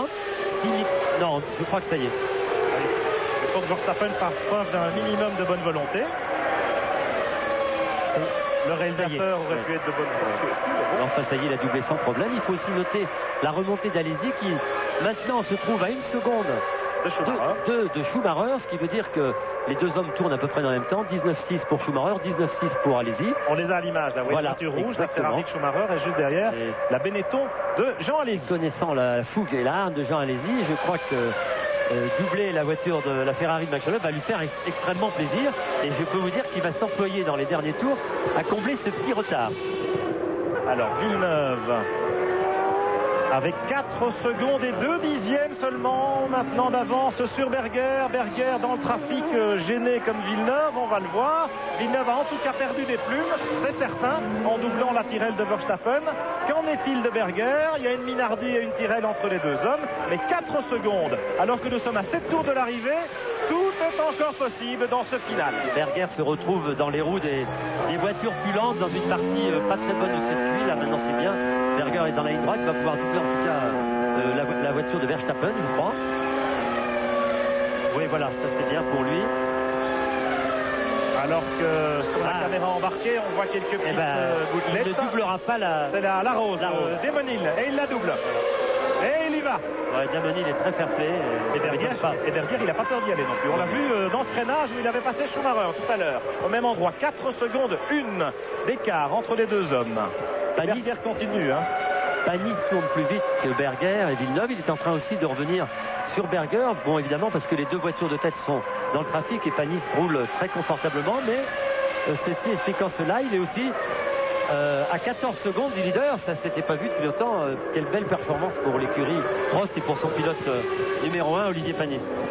Qui a une belle avance sur Hakkinen, 4e, 16 secondes d'avance pour Panis pour la 3e place. Hakkinen est 4e, Schumacher 5e, Alesi 6e dans les roues du double champion du monde. 7e place pour Johnny Herbert, c'est pas mal, il est bien revenu avec sa tactique aux multiples arrêts. La Sauber Petronas, Fisichella est 8e sur la Jordan Peugeot. Frenzen 9e avec la seconde Williams Renault. David Coulthard 10e avec la McLaren Mercedes. Souvenez-vous, Coulthard, Frenzen, c'est eux qui étaient en tête aux deux premières places en pleine bagarre du Grand Prix d'Australie il y a 3 semaines, et ils se retrouvent 9e et 10e 3 semaines après. Alors ça c'est formidable, et c'est la preuve que tout est possible en Formule 1 cette année. Nous sommes à 5 tours de l'arrivée, l'écart est de 4 secondes et 4 dixièmes. Berger vient de perdre 3 dixièmes évidemment en doublant les attardés, ce qui était le cas tout à l'heure de Jacques Villeneuve, mais l'écart est très infime, et quelle belle fin de Grand Prix, Pierre. Alors à la régulière, a priori Berger devrait avoir du mal de revenir. Regardez, il y a Verstappen et Katayama, il y a encore 2 voitures entre Villeneuve et Berger. Oui, et puis Verstappen et Katayama sont certainement en bagarre. Non, oui, ils sont en bagarre, donc ils vont peut-être un peu moins regarder dans les rétros, mais j'ai pas vu beaucoup de drapeaux bleus au bord de la piste pour le moment, pour signaler l'arrivée de Berger à ces 2 pilotes attardés. Et vous voyez, Berger a beaucoup de mal, il est en train de perdre malheureusement beaucoup de temps pour la suite des événements. Comme Villeneuve tout à l'heure d'ailleurs. Villeneuve qui doit transpirer dans son casque, mais qui maintient quand même, qui contrôle cette fin de course à rebondissement, à suspense en tout cas. 4 secondes d'écart entre les 2 leaders d'un Grand Prix. Il y a longtemps qu'on n'avait pas vu ça, depuis l'Australie évidemment, où là aussi on avait eu un beau final. Oui, puis on s'attendait encore à une belle démonstration de la Williams de Jacques Villeneuve, et vous avez vu qu'à travers les ravitaillements, l'usure des pneus, on s'aperçoit que la Williams ne domine pas comme on aurait pu le penser déjà à Melbourne, où on n'avait pas eu la possibilité de s'en apercevoir du fait de l'abandon de Jacques Villeneuve, et on s'aperçoit là. Bon alors, c'est vrai que Jacques Villeneuve, remettre un capot à l'avant, vérifier le frein arrière, peut-être sa voiture n'est pas aussi performante qu'elle était aux essais, mais il n'est pas aussi dominateur que l'on pouvait le penser. Et quand on voit Frenzen en 9e position, on se dit que les Williams Renault n'ont plus cette avance colossale qu'elle possédait encore l'an dernier. Ça y est, Berger vient de doubler les 2 attardés. À la cravache. À la cravache, évidemment. Et l'écart est remonté à 5 secondes 6 entre Villeneuve et Berger. Berger qui a perdu beaucoup de temps pour passer Verstappen et Katayama. Ça va être difficile. Mais pourquoi y a-t-il autant de trafic? Regardez maintenant, c'est la McLaren devant Villeneuve. Pourquoi y a-t-il autant de trafic aussi? C'est parce qu'il y a encore 18 voitures en course à 3 tours de chose incroyable. Regardez. David Coulthard qui s'écarte très sportivement pour laisser passer Villeneuve. Et oui, c'est ce qu'on retiendra de ce Grand Prix, c'est la fiabilité de tous les écuries ici présentes sur ce Grand Prix Interlagos. 18 voitures à l'arrivée, ça s'est pas vu depuis longtemps dans un Grand Prix. Pas terrible la motricité de la Williams là, dans la remontée. Malgré tout, elle se comporte encore pas mal. Il aurait fallu à Berger un peu plus d'attaque dans son premier relais où il n'a pas été aussi rapide, je pense, qu'il l'était à ce moment-là. Peut-être ses pneus n'étaient pas aussi bons. Et puis il a perdu beaucoup de temps derrière Schumacher. Souvenez-vous, Berger. Schumacher occupait la première ligne de la grille. Et Berger, il lui a fallu presque une dizaine de tours pour prendre l'avantage sur la Ferrari. Et c'est là, peut-être, qu'il a perdu ce Grand Prix du Brésil. Alors que Damon rentre au stand en vue de l'arrivée avec la Rose Yamaha. C'est dommage. C'est ce qu'on disait tout à l'heure. Damon avait un problème. Il était beaucoup plus lent. Il y avait une raison. Il avait un petit problème, peut-être des problèmes de frein. Oui, et j'ai l'impression que ça chauffe du côté des freins. Ouais, il y avait une petite flamme inquiétante.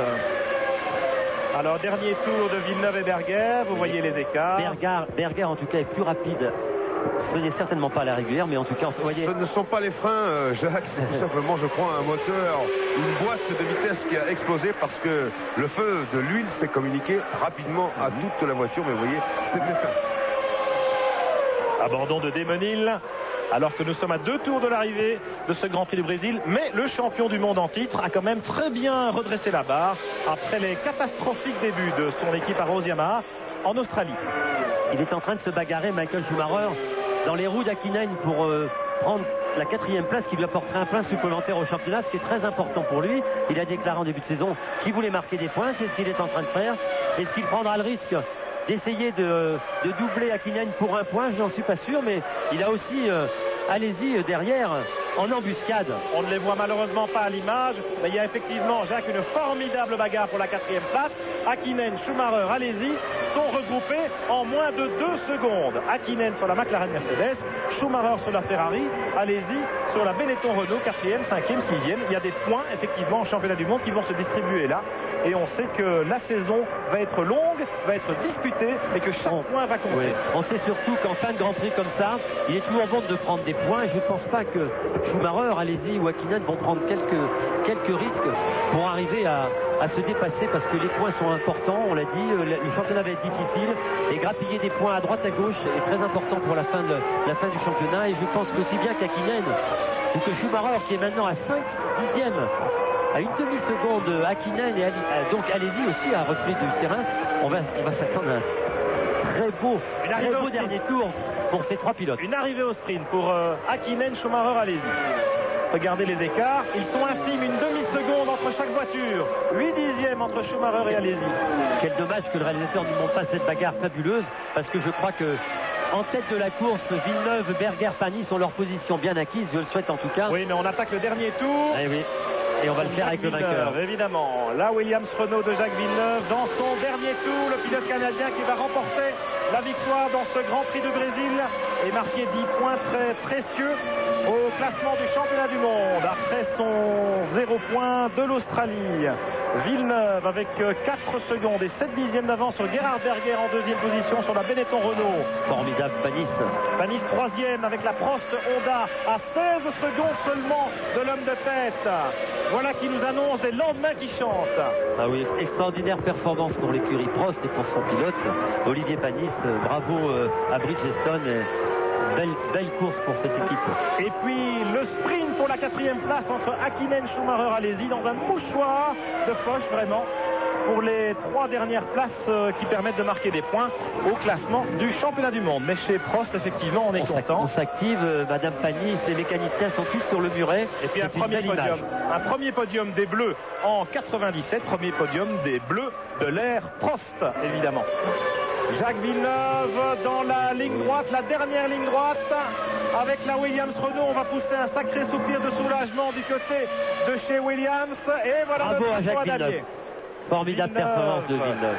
Qui remporte une très belle victoire. Berger 2e à 4 secondes, le voilà dans les roues de la McLaren de Coulthard, le vainqueur du Grand Prix précédent qui termine à un tour, 10e. Olivier Panis maintenant, le voilà qui franchit la ligne. Olivier Panis 3e avec la Prost Mugen Honda Formidable performance, sensationnel début de saison 97 pour Olivier, qui va être un des seuls à marquer des points dans les 2 premiers Grands Prix, puisqu'il a terminé 5e en Australie, il termine 3e ici, il va être en position de force au classement du championnat du monde. Schumacher 5e, Alesi 6e, Hakkinen 4e. Voilà donc les 6 premiers de ce Grand Prix du Brésil de Formule 1, une course absolument sensationnelle. Je vous propose de nous retrouver pour le podium de ce Grand Prix du Brésil et tirer les conclusions avec Jacques Lafitte après le journal de 20h que vous présente Jean-Claude Narcy dans quelques instants. À tout à l'heure.